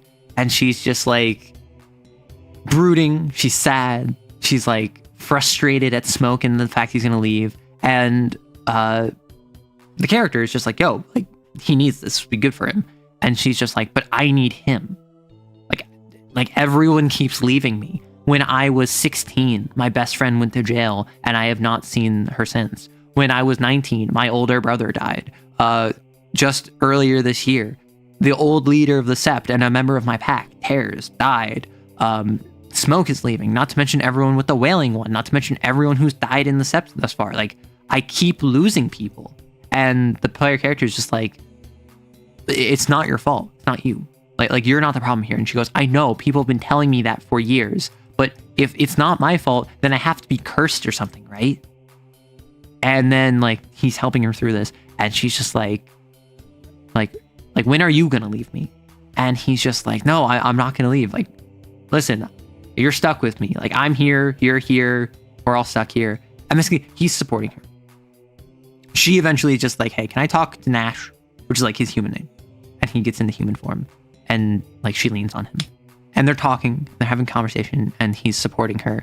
And eventually he makes some self-deprecating comment, and she's just like, no, you're basically like, I feel, and I just look at my roommate and I'm like, and she is about to say exactly what you as a player expect she's about to say. And the player, in response to, was effectively a confession of feelings in her moment of vulnerability and distress, completely sidelines it and just goes, okay, what about this different line of questioning that you can answer? And completely, as a player, just like, nope, not dealing with this. And so this NPC is about to like confess her feelings effectively, and he just sidelines it, which I thought was very funny and also very slick. And they continue talking about how it's going to be good for Smoke and how he needs to leave, and this isn't an indictment against her, and he will be back eventually. It's just a matter of like when he will be back. And then eventually, like they wrapped it up, and she just goes, you don't feel the same way as I do you? And he goes, what? Oh, oblivious. And he has this like the character has this moment where he's just like, oh, my friend who has been relying on me and who is also the leader of the Sept and who also like trusts me implicitly, like has a crush on me, like is interested in me. And the character is basically just like, I don't know. And she's just like, no, it's okay. I that's an answer. And she like takes it on the chin and is like, hey, head on back. And then he heads back, and she needs a minute and talks to the rest of the Sept. And he's talking with other individuals that are present. After the moot, they all break off. A new Garrow arrives. Some random dude named Mike, who happens to be like the coworker of one of the other Garrow. And so now they have a new member, yay. But after everyone breaks up, Speaks, the main character, play character, has two people approach him. One of the members of the traveling pack who's going to leave tomorrow, and basically chats with him, gets a beat on him, checks how he's doing, because they're a part of the same tribe, they're both Ghost Council, and so they are basically checking in on him, and they're like, hey, are you okay? Like, what's going on? Like, how are you feeling? Are you making progress? Like, how do you feel about like this exchange program we're doing with Smoke? And player character gives the answers, and then they have a brief conversation about balance and basically talks about what just went on. And Here's lost someone, was in a relationship, and lost their partner. Like on screen. Like they had the partner on screen and then they lost the partner off screen, but then showed up without them. And Here's is just like, yo, dive in. Like, obviously don't let her rely on you if you're not fully invested in supporting her, regardless of whether or not you're interested, regardless of whether or not you have feelings for her. Like, don't let someone rely on you fully if you're not an enthusiastic anchor for them. Like, for me, my partner, they were an enthusiastic partner. They were an enthusiastic supporter for me, and that's why I relied on them so much. And they could pull away at any time, and I would let them. But they never did. And that's why I was so thankful to have them. Like, that's what Here's is saying, right? Here's is just like, hey, dive in. You never know when you're going to lose them. If you think you might be interested, go for it. If you're not, like, that's okay. But just either way, regardless of whether or not you're interested, don't let someone rely on you. Don't support someone fully, solely, unless you are fully bought in, unless you are willing to deal with the good and bad that comes with that. And no matter what happens, it's not your fault. Right. And then after this, Smoke comes over, talks with the player character, speaks. And Smoke talks about how, like, oh man, I'm gonna go, like, I'm heading out now. It was because of what you told me. It was because of, like, the pep talk you gave me and you spending time with me. And you were one of the few Garo here that made me feel welcome. And, like, I'm proud to call you a friend. And he has, like, a fanny pack that he wears that has spices in it for cooking. And the player character also is a cook and, like, cooks a lot. So he hands him a little fanny pack of spices. And then he's like, no, I could never. And he's like, no, dude, you're the only one here who I'd trust to cook for me. So you might as well have this. I'm not going to be using it while traveling. And so he hands over, like, a little spice mantle. And he also asks, like, hey, what's the deal with you and Balanced? I mentioned you as someone that could support her when we were having our little conversation while you were talking with Piers. And she had a bit of a weird reaction. And it takes a couple minutes of explaining, like, oh man, like, she's just really overwhelmed right now and, like, had to really struggle. And then reveals, like, also she kind of, like, confessed to me and I kind of turned her down, but I'm not really sure. And Smoke is like, oh, she finally talked to you about that. And because Smoke was friends with her, so, like, he knew. And he's like, that would explain it. Yeah, probably best that you don't get involved with her because, like, not just optics, but also, like, she's someone that will fully rely on, like, one person at a time. She fully, like, needs someone to anchor her. Like, you are that for her now. I was that for her before. Tears, the previous leader, was that for her before even then. And it's a lot. And I don't think that's what's good for her. I think she needs to diversify who she relies on. So I gave my player from two different SPCs, two different pieces of advice. Or not my player, I gave the player character. Two different pieces of advice. Like, two opposite pieces of advice. Like, dive in and no way. When it came to that. Which, first off, my player, my roommate and I, like, we are not trying to set up, like, a character romance in the game. Like, for instance, with Cell, for my Kane game, they explicitly are like, hey, I want romance in this game. So I'm like, sure, I can add a romance for you. In this, it was just a situation where Balanced, and also to a smaller extent their roommate, like my player character's roommate, in game, both of them have, like, vibes of potentially being a partner. And I just thought it was interesting for Balance to pursue that, even though I knew on a meta level my player was not interested. And I think that my player could, like my player is the sort of person who, like, I think if they felt the vibes, like, if they're like, yeah, this would be a good narrative decision, they'd go for it. But I felt Balanced as a character in how she is and how she relies on someone so fully and how she's been relying on Nash so fully would develop feelings for him. So even though I knew my player would not be interested, I had my NPC still confess feelings, and knowing that she'd get shot down, which is even worse considering that she's currently falling to Hoglusk. She's falling to the eternal rage. She's currently being struck with the eternal vindication of a leader who assumes they are never wrong. And she just lost one of her closest friends and confidants, and now the one other person that she thought she could turn to has turned her down from a relationship perspective. And while she's trying to put on a brave face, it hurts because she was like, I thought there was something here. So now she has not lost all of her supports, but she certainly is in a spot where she does not feel supported.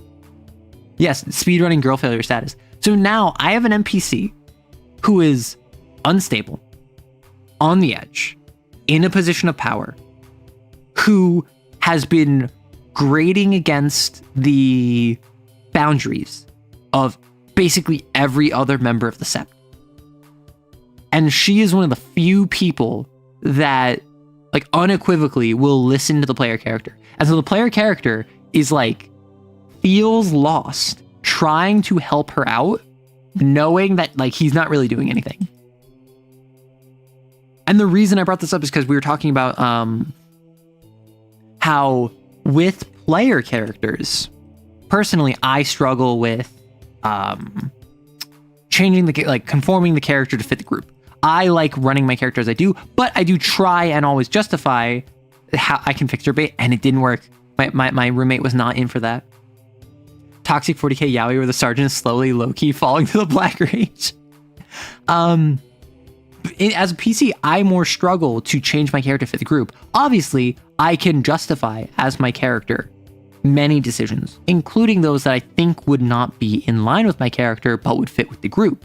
But it's hard not to min-max. It's hard not to make optimal combat decisions. Even if, like, my character's in love with this other person's character, but I ignore them in combat even though they're injured because I know that it's more tactically advantageous to take out the wizard. I can justify as a player, oh, my character would know their beloved would only be at more risk if the wizard's still alive, even though they're currently being stabbed by the barbarian. Like, I can do that. But as a GM, my world is clay in the hands of the players. But there are certain deposits within it that are harder than others. And despite the fact that my player was not interested in romance, balanced being interested in a romance was something I wasn't going to change because that hurts her more.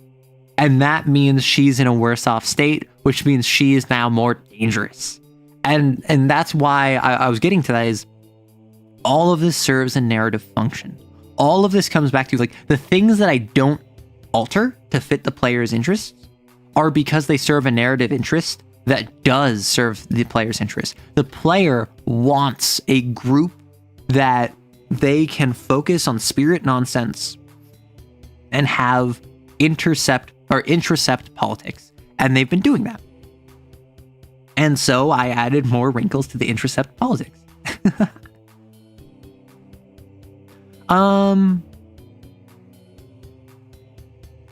You mean changes the death, which made it more lenient?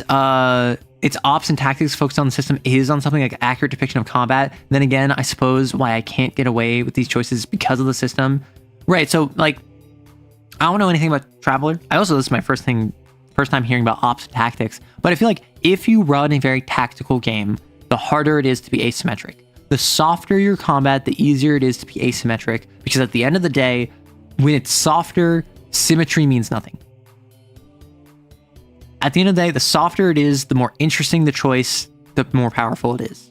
So you can rapidly go from David versus Goliath to David overcoming Goliath because it's softer. Whereas in like D&D, for instance, you kind of have, or like Lancer, for instance, you kind of have to have a David and Goliath situation. David kind of has to be lying, and David kind of has to be on the same power as Goliath, just like flavored to be shorter, right? In more tactically, in like the more wargaming it is, which needs to be balanced, the less you can just kind of like have an underdog story. The less you can have like crazy upset removals. And I think that's both a good and a bad thing. I think that there is a place for a no, if you have the mechanical advantage, you're going to win. And I think that there is another place for systems where it doesn't matter how good your mechanics are. It matters how good your tactics are. It matters how smart you are. It matters how intelligent you are. What advice would you give to someone new to running investigation and horror TTRPGs like Kane or Hunter? This new person is me. When it comes to Kane or Hunter, the main thing is in the investigation, give them clues they look for.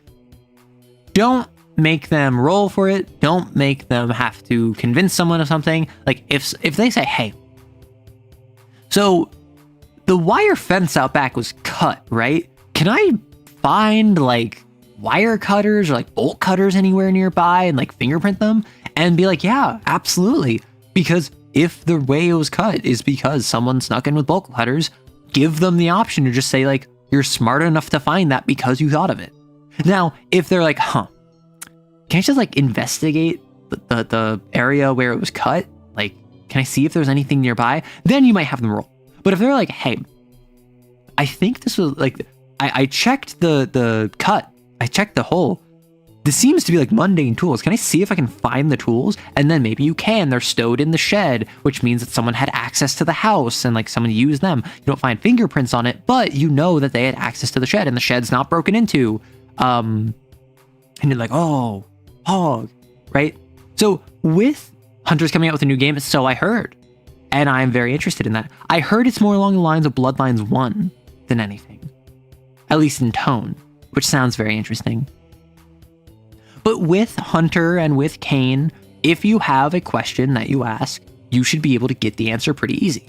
Now, obviously, if that question is, what's the Sin's trauma question? Like what is the answer to the Sin's trauma question? You probably have to work for that. If they're talking to an NPC, maybe they have to roleplay or roll. But I think a lot of investigations stall because the GM assumes you need to earn everything, not realizing that being clever is earning it. If you ask a specific question that just so happens to be exactly what you're looking for, that is deserving of just simply getting an answer. That does not need a roll. And that's fine. And then for the horror aspect, I've talked about this before. There is tension, there is horror, there is a simple fact of like, don't always try and increase tension linearly. Allow it to be more like a positively inclined sine curve, where it's more like this, right? You want there to be gaps, you want there to be dips, you want there to be ridges and valleys, because every moment of reprieve makes the next and prior moment of tension that much more impactful. It makes the relativity of it matter. And that is very important, whereas if you just have a positive x equals 1, that is very different. And that is very samey in its progression. You just had an idea for an April 1st stream, joke TTRPG writing stream, like you make something cursed within the time frame, that could work. And then I ship it. I just ship it at the end. I upload it on itch and I'm like, hey, how's it going? Like just without any formatting, I just keep it like Comic Sans, like black on white, nothing else. That could be fun. How do you approach a game or story that explores international and global travel? International and global travel, I would either handwave, because you live in the modern or future era, or I would make it a little mini game where, much like in Pulp Adventure, I would say like, hey, you're trying to take a plane from Cairo to Madrid, and it's like a 1940s, 50s Pulp Adventure story. What obstacle do you encounter on your way, and how do you barely manage to succeed it in such a way where you don't wind up in Madrid, you end up crash landing in Naples? And so you might say, well, so I suppose what it is, I get on this really sketchy, like third-hand, like pilot service, and it turns out that the pilot was actually an assassin who was trying to kill me. And then I fight them off and I managed to like defeat them in the plane, but in doing so, I knocked them into the controls and we crash land into Naples, and now I'm stuck in Naples. And then I'm like, awesome. Now, you're in Naples. Plot and such and so forth. Or what I do is I would just have it be you play travel. Because if it's an old enough system, if it's an old enough setting, taking a boat from New York to London will take like months. So why not have downtime sessions? Or even a full-on murder mystery lost at the Atlantic Ocean, right? You have to like deal with a storm or like oncoming U-boats that are trying to sink the ship, and you have to like pulp adventure stop them. Like, my first thought is pulp adventure, which is just silly. It's just like my brain being weird. But like, depending on how quick your travel is, you can either hand wave it, or you can make it like a single thing that you have to deal with, that like you give them the option, or maybe you roll 1d12 and get a random encounter, or you just play it normally. And you maybe play it at like ×2 or like ×4 speed, where you say, okay, it takes you 3 months to travel, but we're only going to play through 2 weeks of that, 1 week at the beginning, 1 week at the end. Like, that could work. But that's the general advice I would have, is depending on how fast it is, zoom further or further in. The Indiana Jones cutaway, exactly. I think it was literally like a Seth Skorkowski video recently. Or no, not recently. It was a video from like a year ago talking about travel. And he talks about like the Indiana Jones cutaway. And I think it's totally valid to be like, oh, I'm taking a train all the way from Brussels to Berlin. So I'm going to have like a little cutaway where maybe I give a narration monologue for like 30 seconds about like how my travel was and like what happened on it, and how I had a dalliance in Brussels before I had to sneak my way out before catching the morning train to Berlin. Sorry, darling, but that's just how the game is played. Like, and like, you can have fun with it, right? But I don't think that if it's a game that doesn't focus on that, you don't need to focus on it. But if you do want to focus on it, then I think you can just have fun with it. I think that travel can be the joy of a system, which is why I wanted so much focus on travel in Xeneolithic, in my Stone Age TTRPG.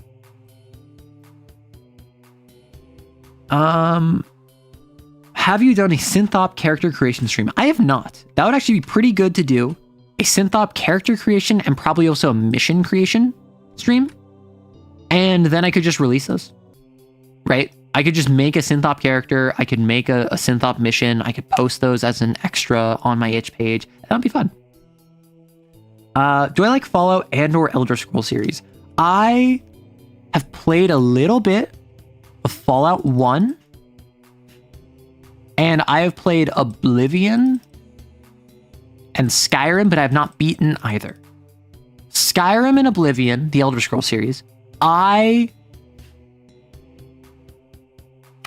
think fondly on them, and I often think like, oh man, I should go back and play them. One, I don't have time, and two, I just hate the combat. It's so boring. I cannot be fussed to play the combat of the Elder Scrolls, because it is, you have two action figures that are standing there, and you're swinging your weapons at each other, or if you're playing Skyrim, you're a stealth archer build, or you're standing there and you're running away as you have like dual flames out because you're early game. Like, it is just the lack of recoil and responsiveness makes it feel like you're doing nothing. And the fact that you have to hit something 20 plus times makes it feel like you're not doing anything. Like smack, smack, smack, kiss, kiss, exactly.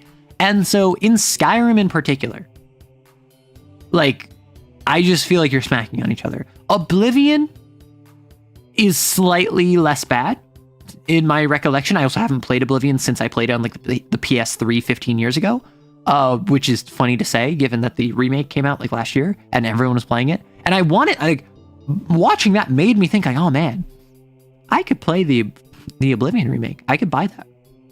I could also just play normal Oblivion. And then I watched the combat and I was like, wow, this is just as bad as I remember.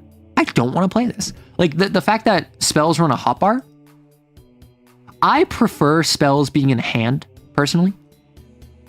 But the fact that they were like an active ability, so like I have my shield in my one hand, I have my sword in my other, and then I have like restoration active. I can do my restoration and then I can go back to shielding. Whereas if I want to in Skyrim do that, I have to like quick toggle, where I have to swap out my sword for restoration. I have to hold down restoration, then I have to swap back. I actually prefer that. But I think from a combat fluidity perspective, the active ability of spells not being in a hand was probably more expedient. Yeah, even Skyrim fans complain about that. That's why they modded to heck and back. I've modded Skyrim a little bit, but like my idea of Skyrim mods is I wanted like a follower mod where I could like camp down at night. And so I got like a camp mod that I could set up like a campsite. And it would set up like 2 tents, a fire pit that had a pot of stew in it and like a bedroll. And it was like super glitchy and it would catch on the terrain all the time. I don't think I've ever, I have never done those mods, right? Those Skyrim mods. I think it would be really funny to do those. I think downloading those mods would be really silly, particularly if you play the game normally. I think playing a game where like everyone is like breasting boobily down the street and everyone is like really weirdly like anime would be so funny if you play it completely normal. The amount of times I saw the Skyrim introduction kind of killed it for me. So I feel like the way to get around that is to just like, I assume there's gotta be a mod that just like skips you to the end of the tutorial dungeon, right? Because like I've watched a lot of Doug. I've seen the Skyrim opening more times on a Doug stream than I think I have playing it.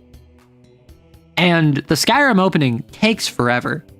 And like, I don't know. Bethesda is one of the companies of all time. The Elder Scrolls is one of the series of all time. The fact that they always make you a prisoner because that is one of the standard TTRPG openings, because it gives the GM such an easy way to like force you into a plot, is really overdone and boring. You have a nice bounce to your chest. Oh my gosh. What are we talking about? We were talking about exactly what I explained last time you asked that question. So, I suppose no real reason to... Oh, the question on the bottom. Whoa. I didn't realize it was on the bottom. I thought it was on the top again. So yeah, we were just talking about TTRPG stuff. Nothing crazy. Yeah, I haven't played a Fallout game outside of a little bit of Fallout 1. And every time I've tried to play Fallout 1 since, the game didn't load. I don't know what it was. Like, I got it, like, officially via Steam, so it's not like this was a sailing the 7 seas and I got bit by scurvy or whatever. Like, I got it normally from Steam. It just, for whatever reason, stopped working. And I haven't tried in a couple of years, but playing Fallout 1 might be fun. The regulations in Synthop, are they intended to be universal, like federal and international laws that are pinned to all organics as special rule, or can specific AIs have specific regulations? Regulations are imposed on all synthetics. Directives are specific to individuals. So obviously regulations are, like, if you're an artificial sentience, you can get around regulations. But if you're an AI, whether you're from Syncotech or H&B or Alarm or West Techie, you have to abide by the regulations. Now, obviously, you can break the regulations. You can figure out how to work around them. Like, that's the point of the system. But the regulations are intended to affect every synthetic across the board. Again, with the exception of AS, who know the regulations, but are allowed to breach them because they have free will. Directives are your character-specific actions, which is why they're way more specific, right? The directives are way more specific due to the fact that, that they are tied to you specifically. They're tied to prototypes. They're tied to your gear. They're tied to your physicality, as opposed to just the software of everything. Oh my gosh. I'm so congested. Jeez. To me personally, Fallout is a better fantasy setting than Elder Scrolls, and it's not even fantasy. I mean, Elder Scrolls is Fantasyland. You know? It's got what you would expect from medieval fantasy, except it just so happens to have, like, cat people, right?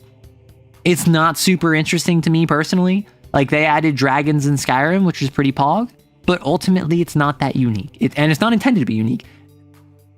Elder Scrolls is intended to be a low entry point immersion, I feel.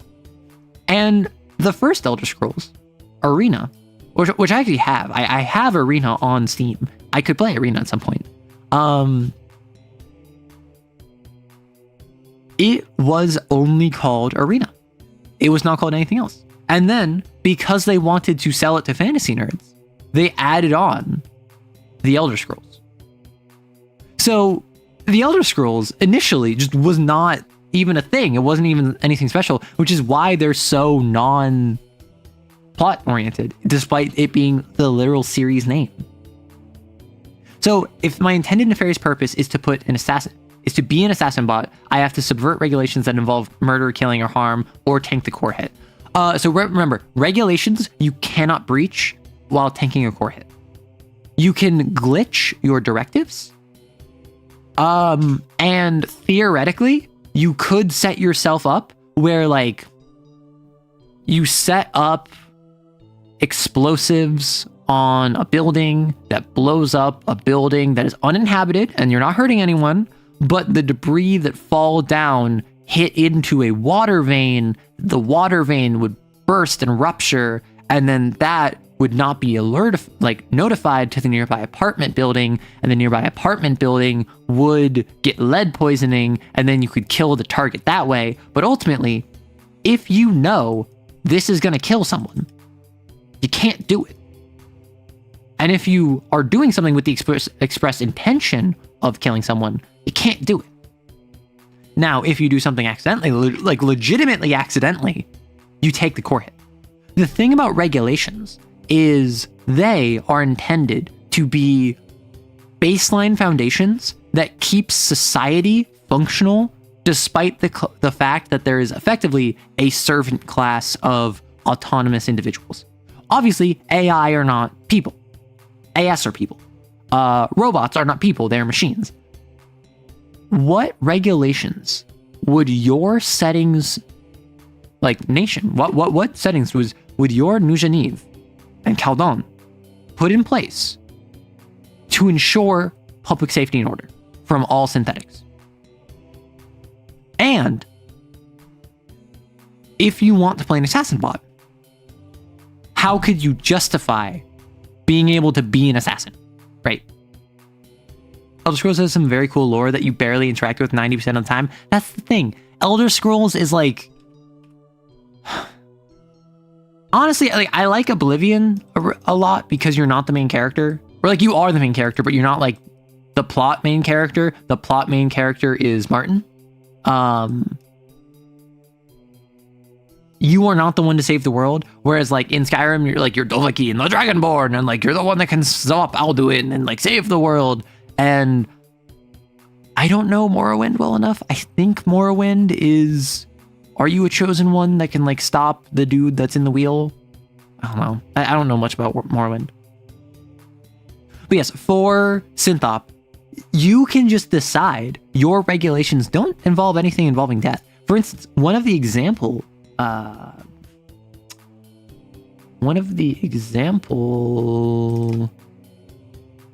regulation systems that I have set up is, let me get to it. Organic synthetics and property unaffiliated with any manufacturer are not to be attacked or hacked. Prototypes and gear may only be used against targets affiliated with its manufacturer.